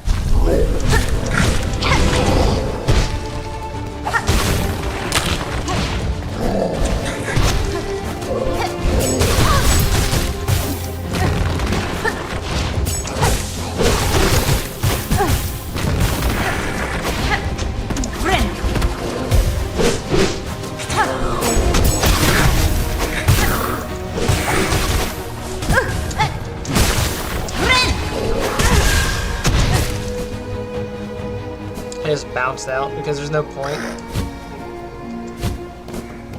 No point in dying there. I know what the end result's gonna be.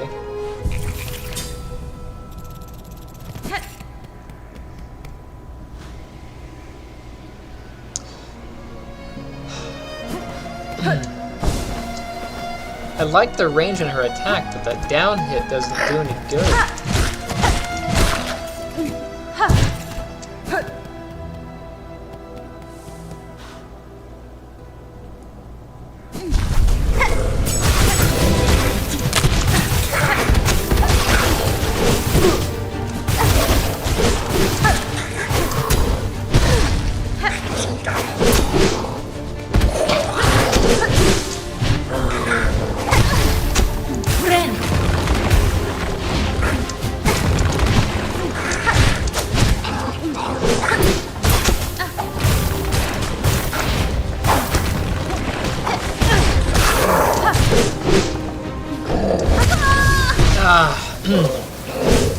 I did manage to kill a guy, but not the second guy.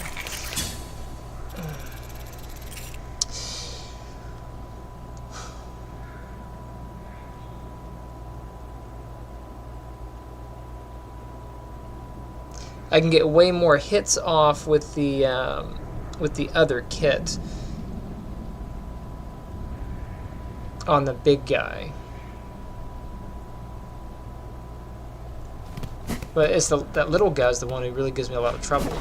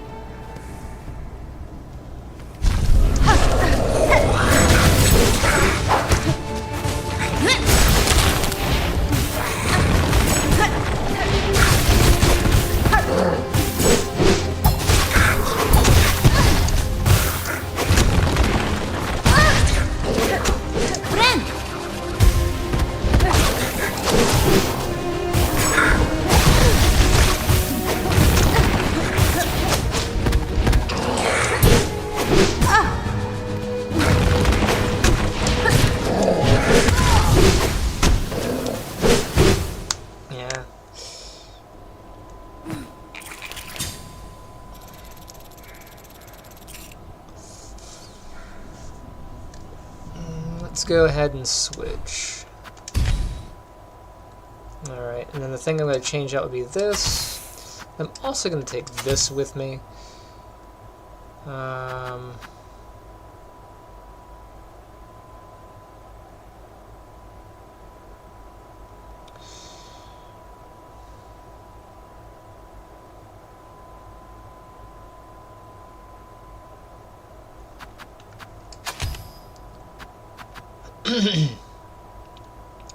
Big needle or traps? The traps do a lot of damage.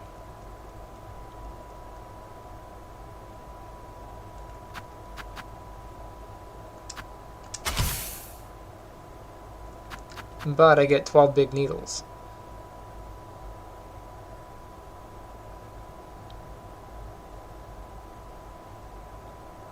I have to be more precise with the traps.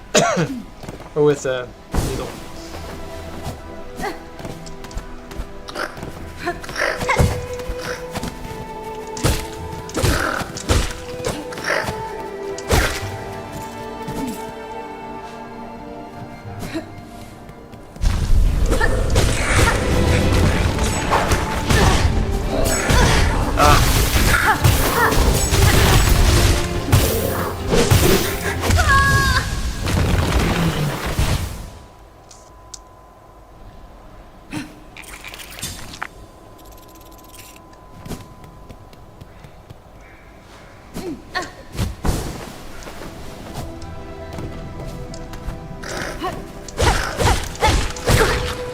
Why did she have to hit me?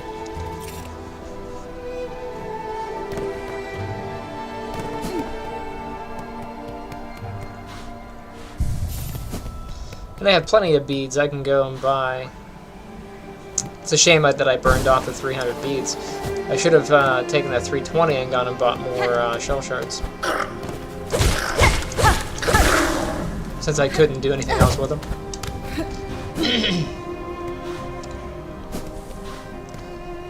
Alright.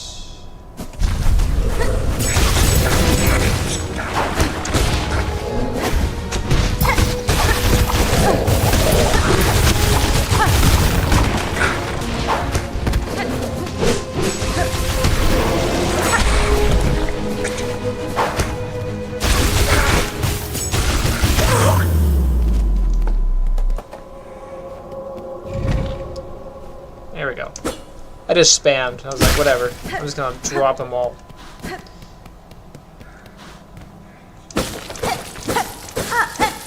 All that effort just for freaking beads. Whack you, Hollow Knight. Whack you. That's my new swear. I quack. Whack. All that effort for beads. Ah, you, Hollow Knight. Whack.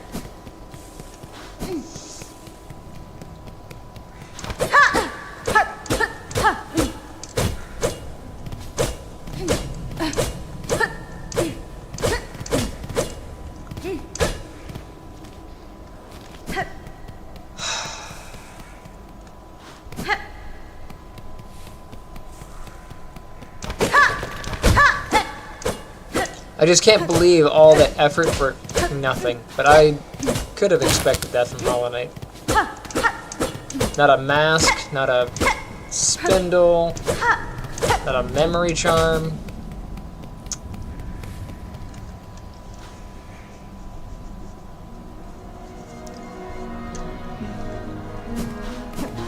What? 3 days and 12 hours?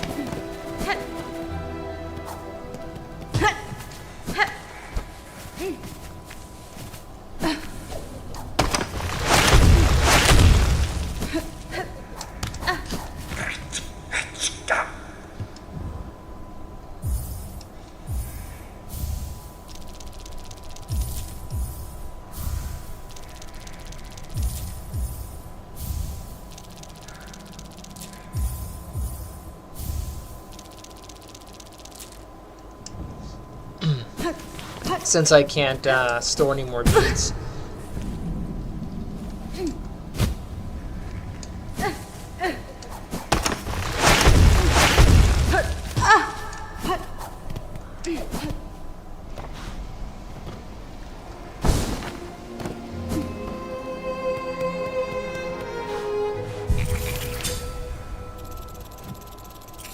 Okay, and then for the bug, I'm gonna do...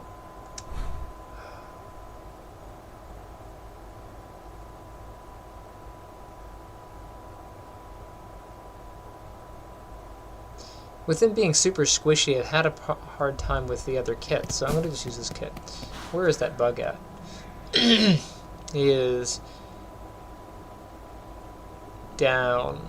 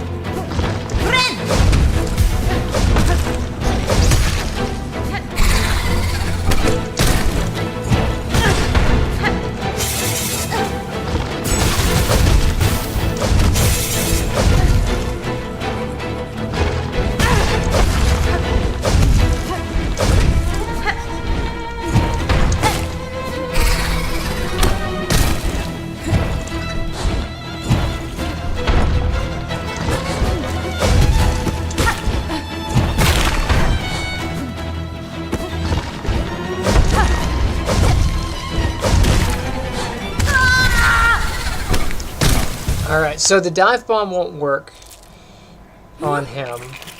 So I'm going to go with range. Let's swap this out for the other one. I'll get my range. I do that. I do lose that one mask. I am half tempted because he does a lot of linear attacks to take the needle.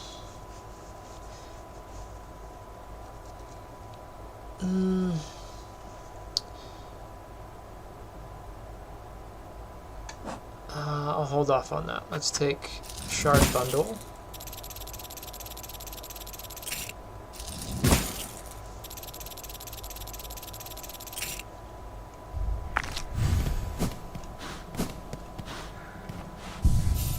Just make sure those are all made.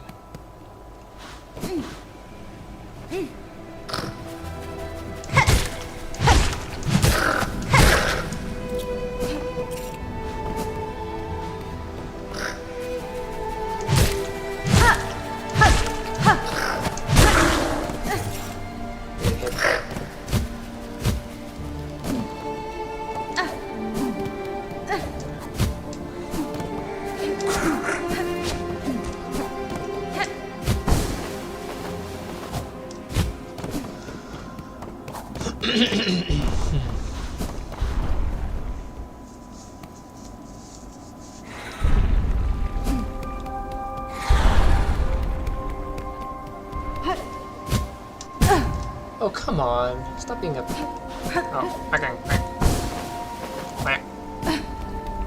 That's my new thing.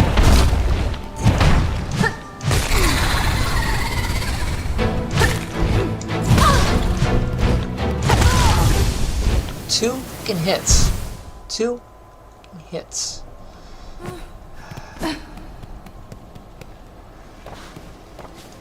Hi.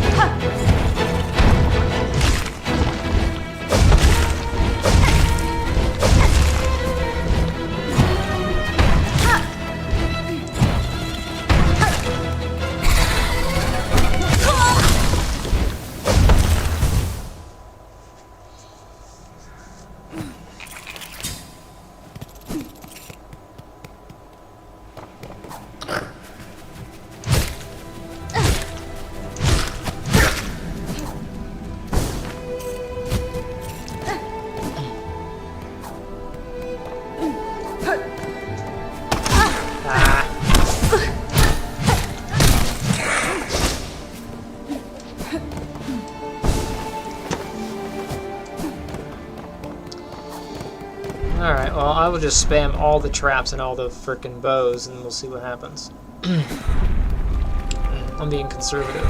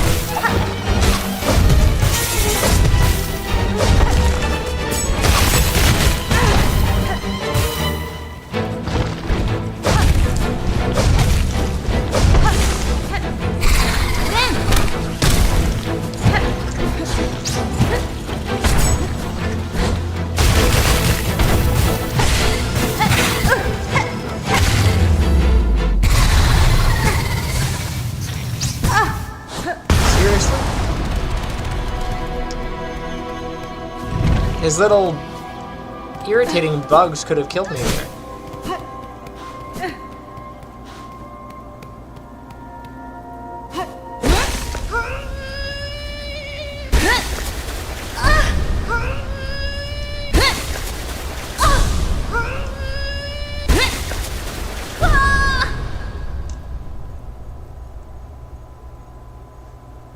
Do I get a full mask? That'd be nice.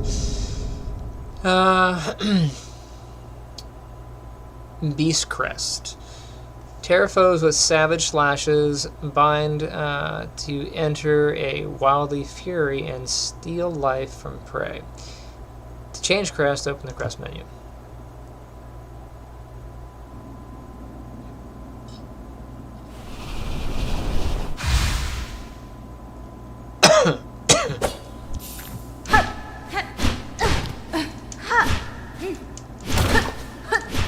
Oh, I don't like that. It's kind of like screw attack, but not good.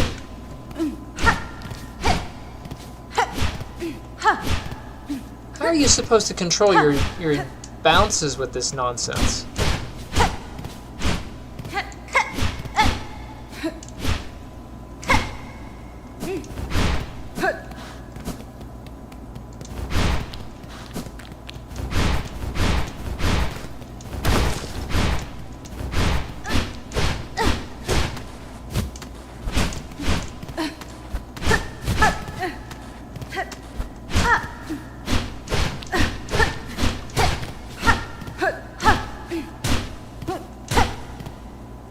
Wait, it gave me the new crest, but it didn't give me a new crest ability? I thought that came with it.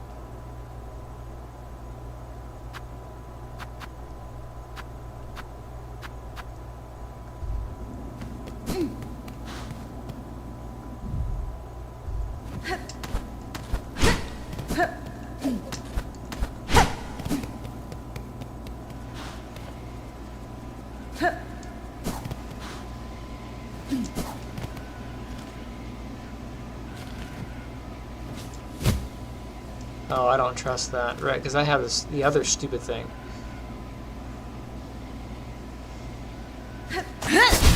Crap.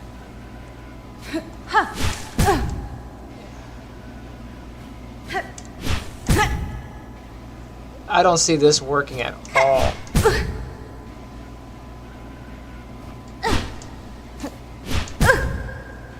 Yeah, this crest sucks.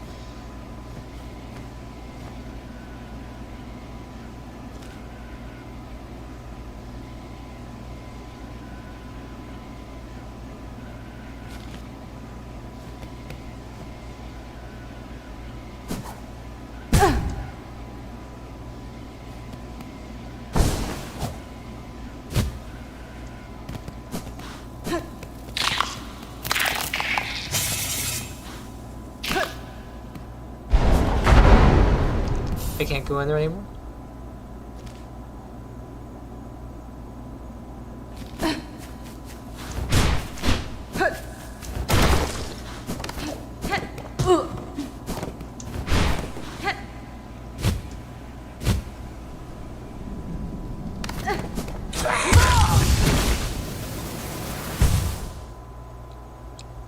Good, because... Oh, come on.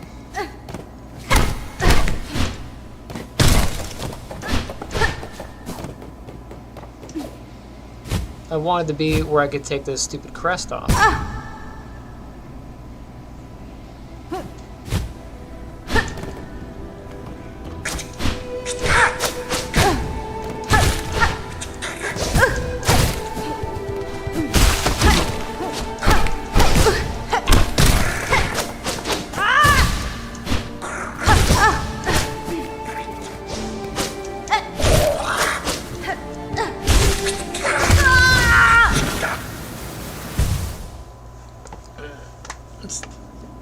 Gotta put it to the test, right?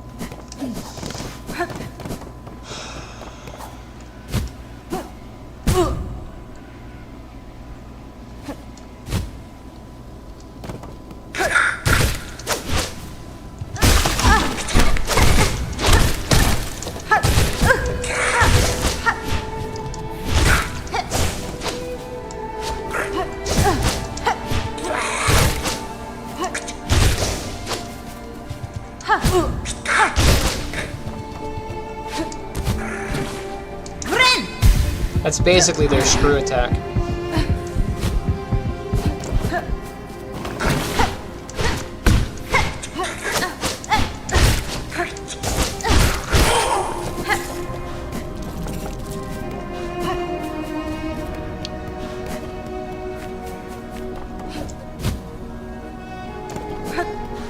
Yeah, I mean, I like the bouncy bounces. I just don't like it with this particular kit that I have on. The other kit, the angled kit is fine. That one really just requires more skill. The down slash for the second kit is great for here because, well, you can't screw up a down slash. It's harder to screw up a down slash. This goofy thing, which I think is great for enemies, is not the best pogo weapon.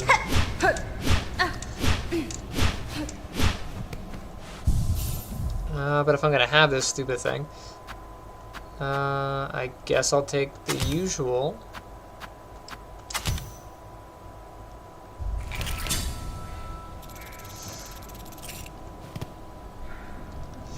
Let's go experiment with this.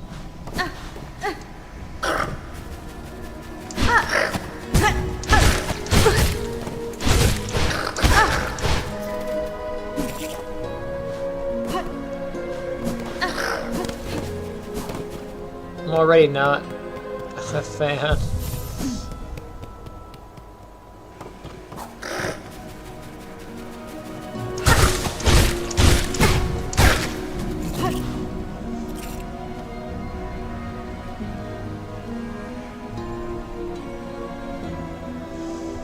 Alright, I'm going to use Blind Fury on that ant guy.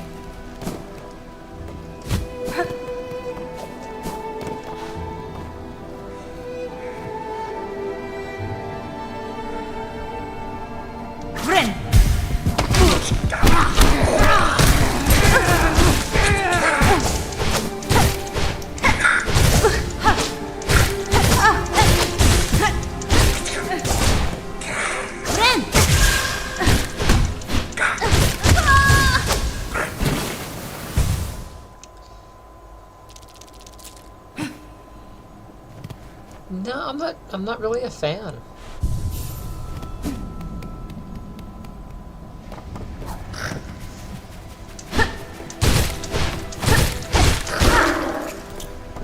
The angle of the strike is a little bit low and close.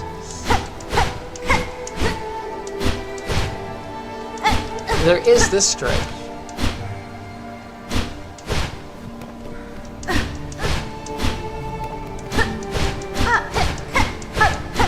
So every other, it looks like the second strike is a little bit longer.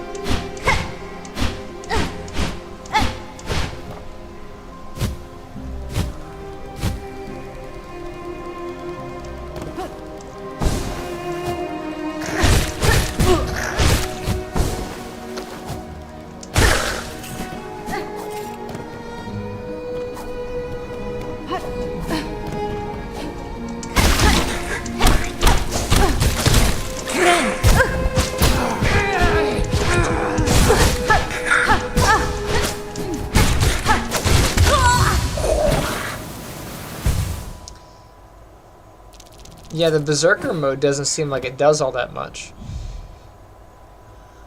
I can get knocked out of it. He hits me, I'm out of the Berserker mode.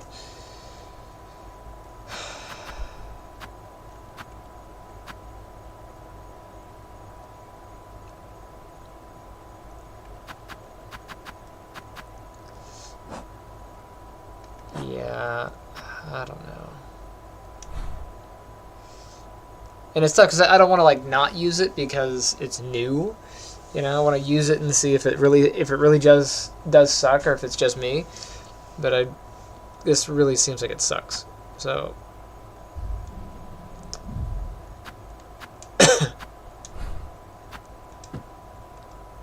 am I not benched? Oh.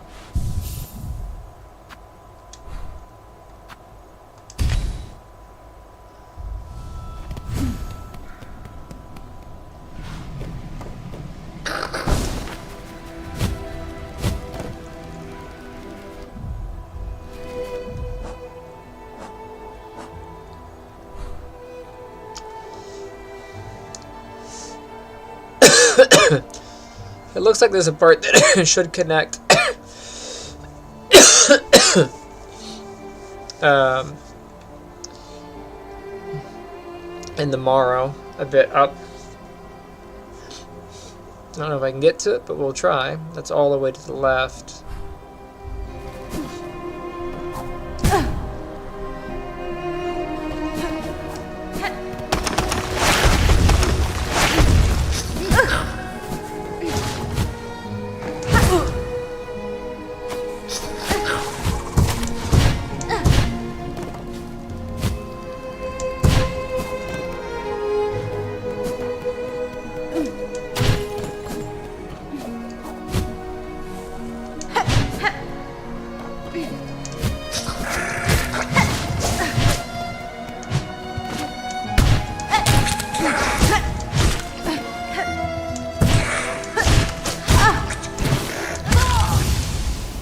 Really?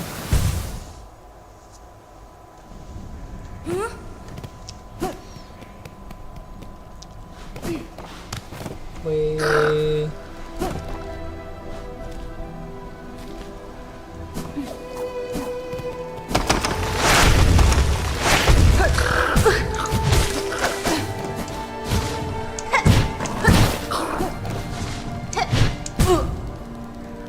That was a bad timing.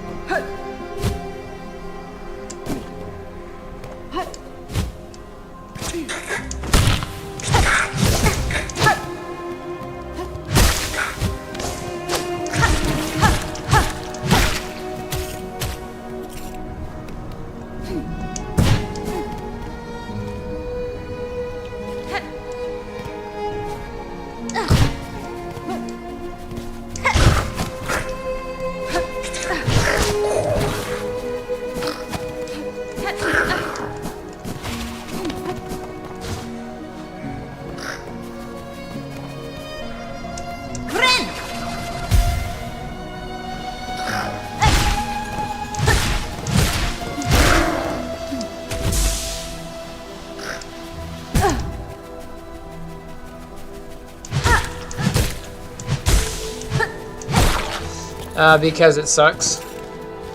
So on the map here, the only bench that I found is that one.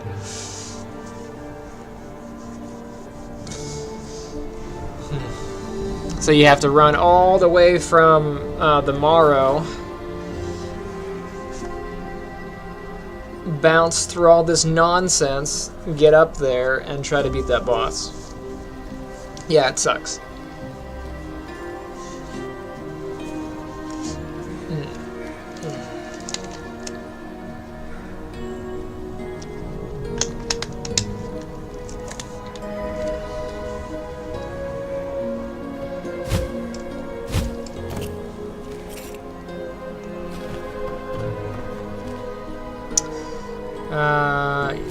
Crap, I'm going to the Morrow, right?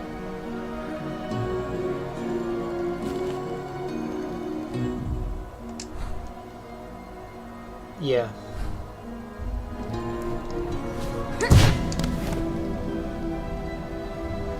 Yep, that's how they do it.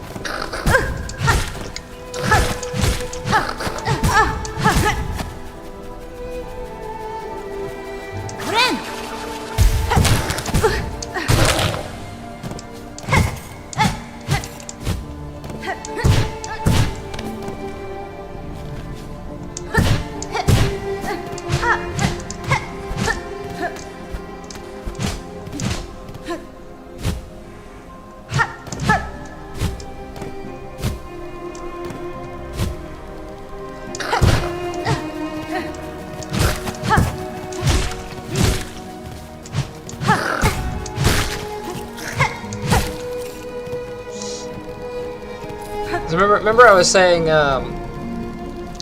the second kit, which is what I'm using, kind of sucks, and that is you get one up and one understrike, and sometimes that understrike misses. It leaves your top side open.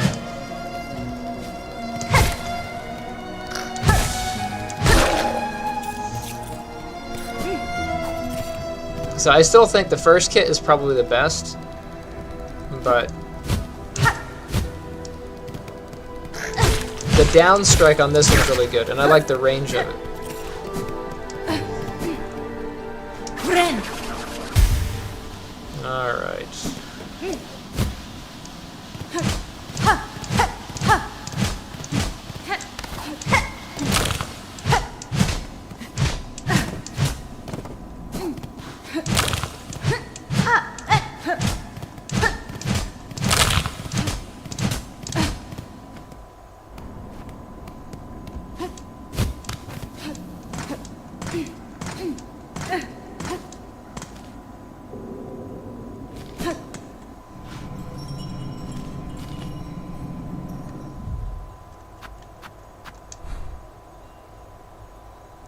That's so weird, because it looks like that should branch into Hunter's March, but it just branches into the Bell place, or whatever.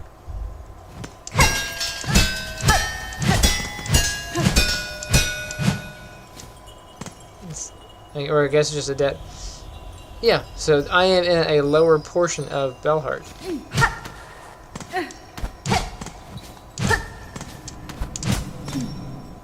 Let me go back in and I'll just...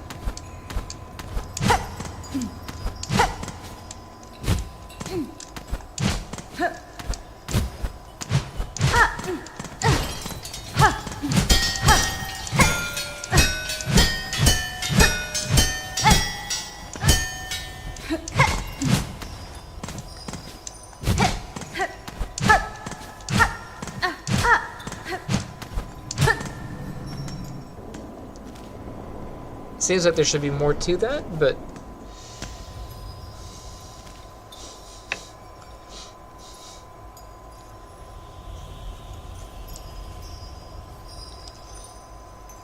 I guess I can get a Bellheart. 1138.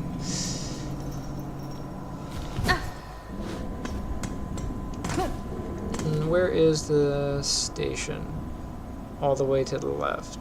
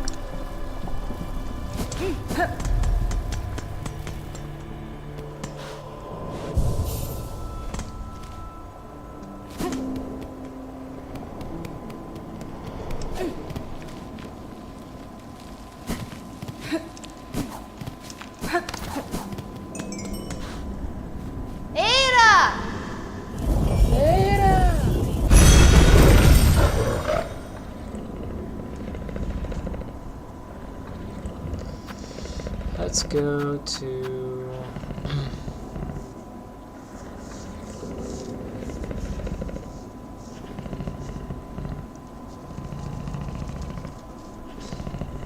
Bellheart has a spider. I don't think I'm too far from beating the spider, but I want to get some more stuff.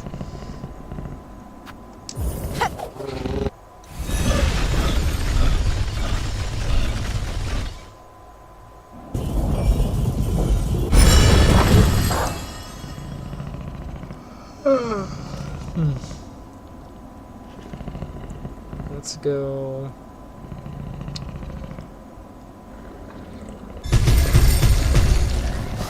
Alright, I'm going.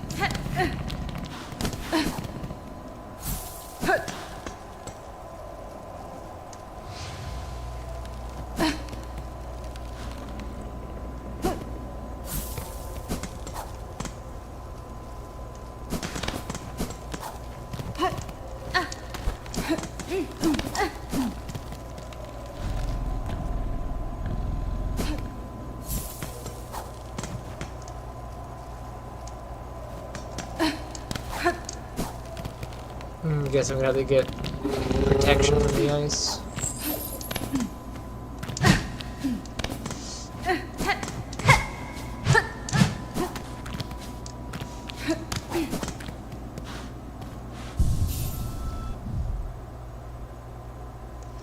I mean, this area might be good to have the beastie type,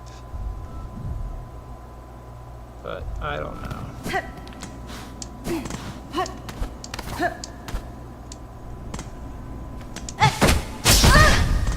You jerk.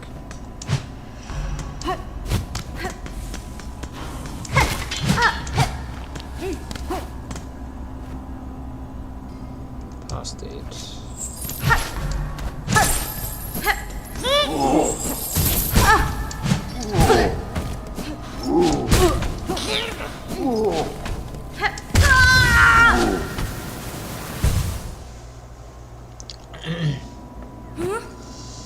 So in these tight quarters,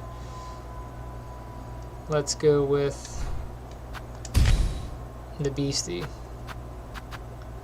Although I have no defensive skills on here.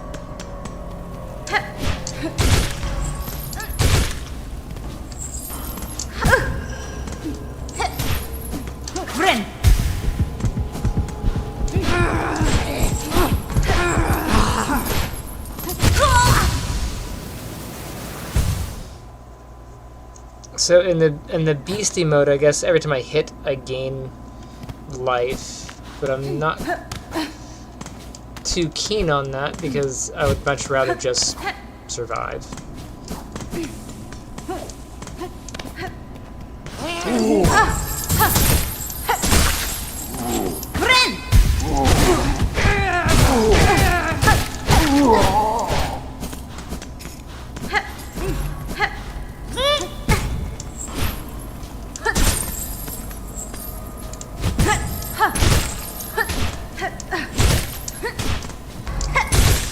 I mean, it's basically a screw attack.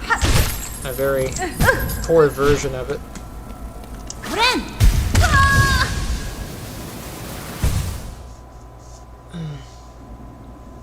Yeah, I'm gonna pass.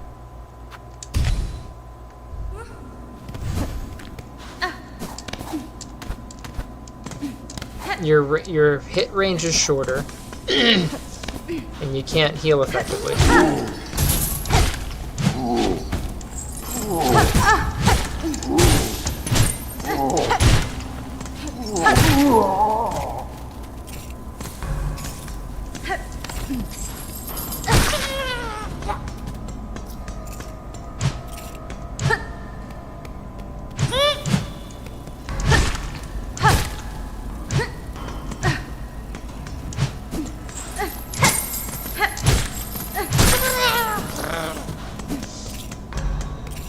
I guess the strategy with the ability is to, every time you have any web, you might as well use it and just ram into the enemy.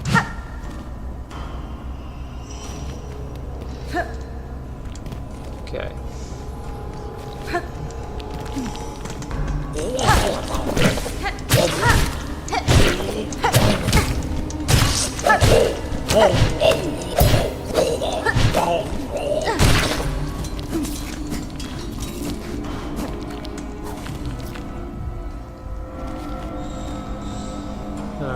so let's go up.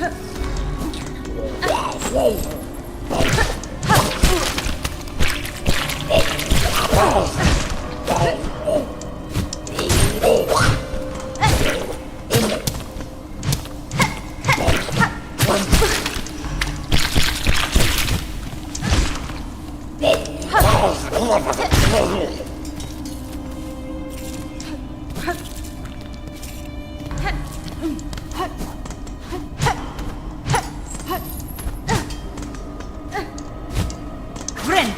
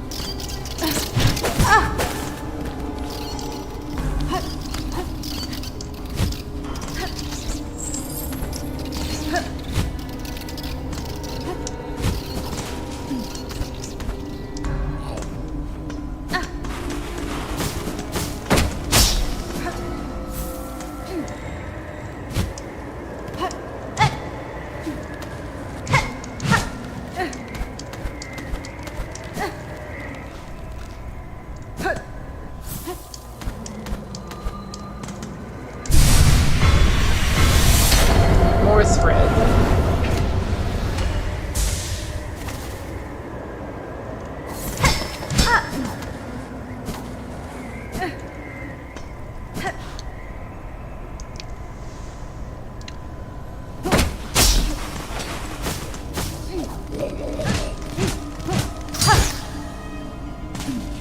Ren.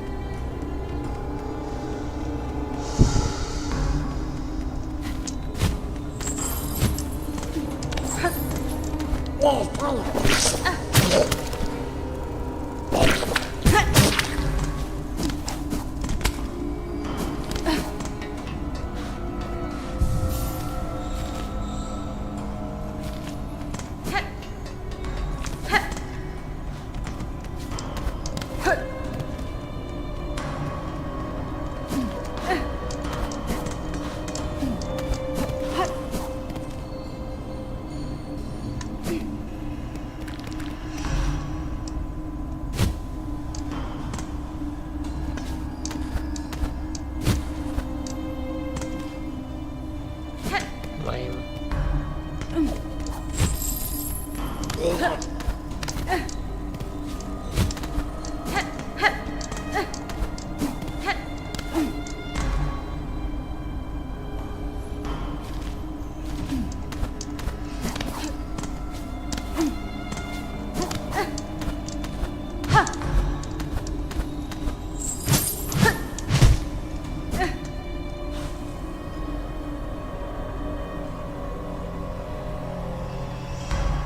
How long am I streaming for tonight?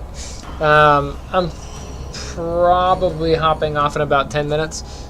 I should have hopped off about half an hour ago, but you know how things go.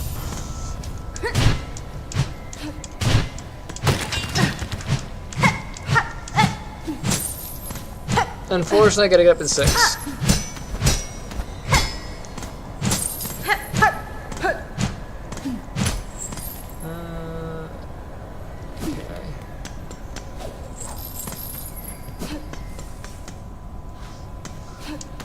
Why? What's up?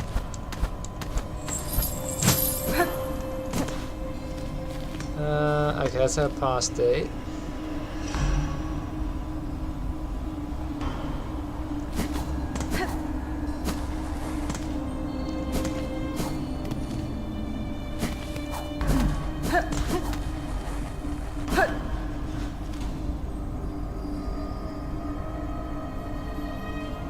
Where is that connection?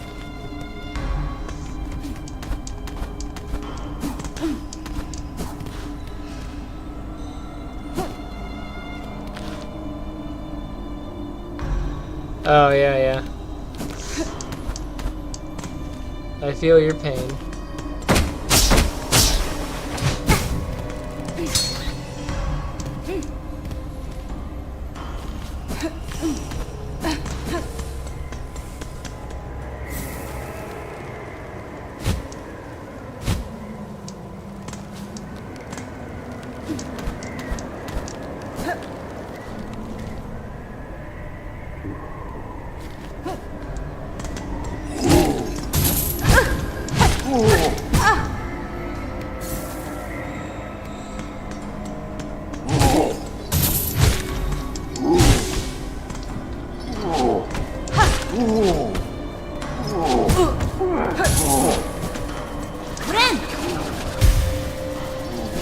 I have more thread, but not enough to heal more than 3 masks.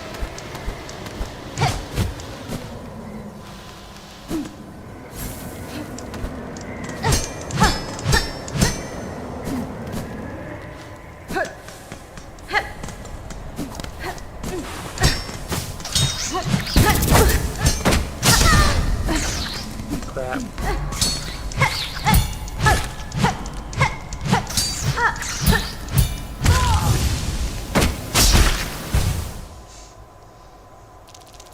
I can block that little rat's paws, but... Alright. I guess I can't go that way.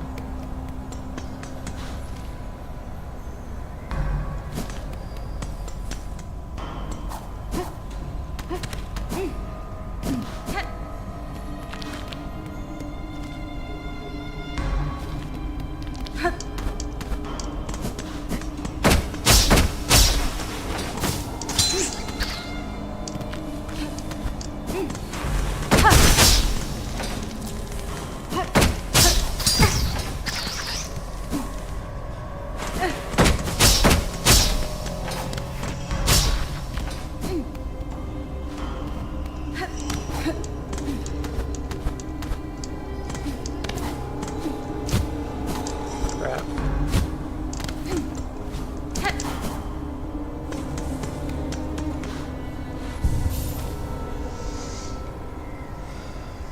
So to go back up there,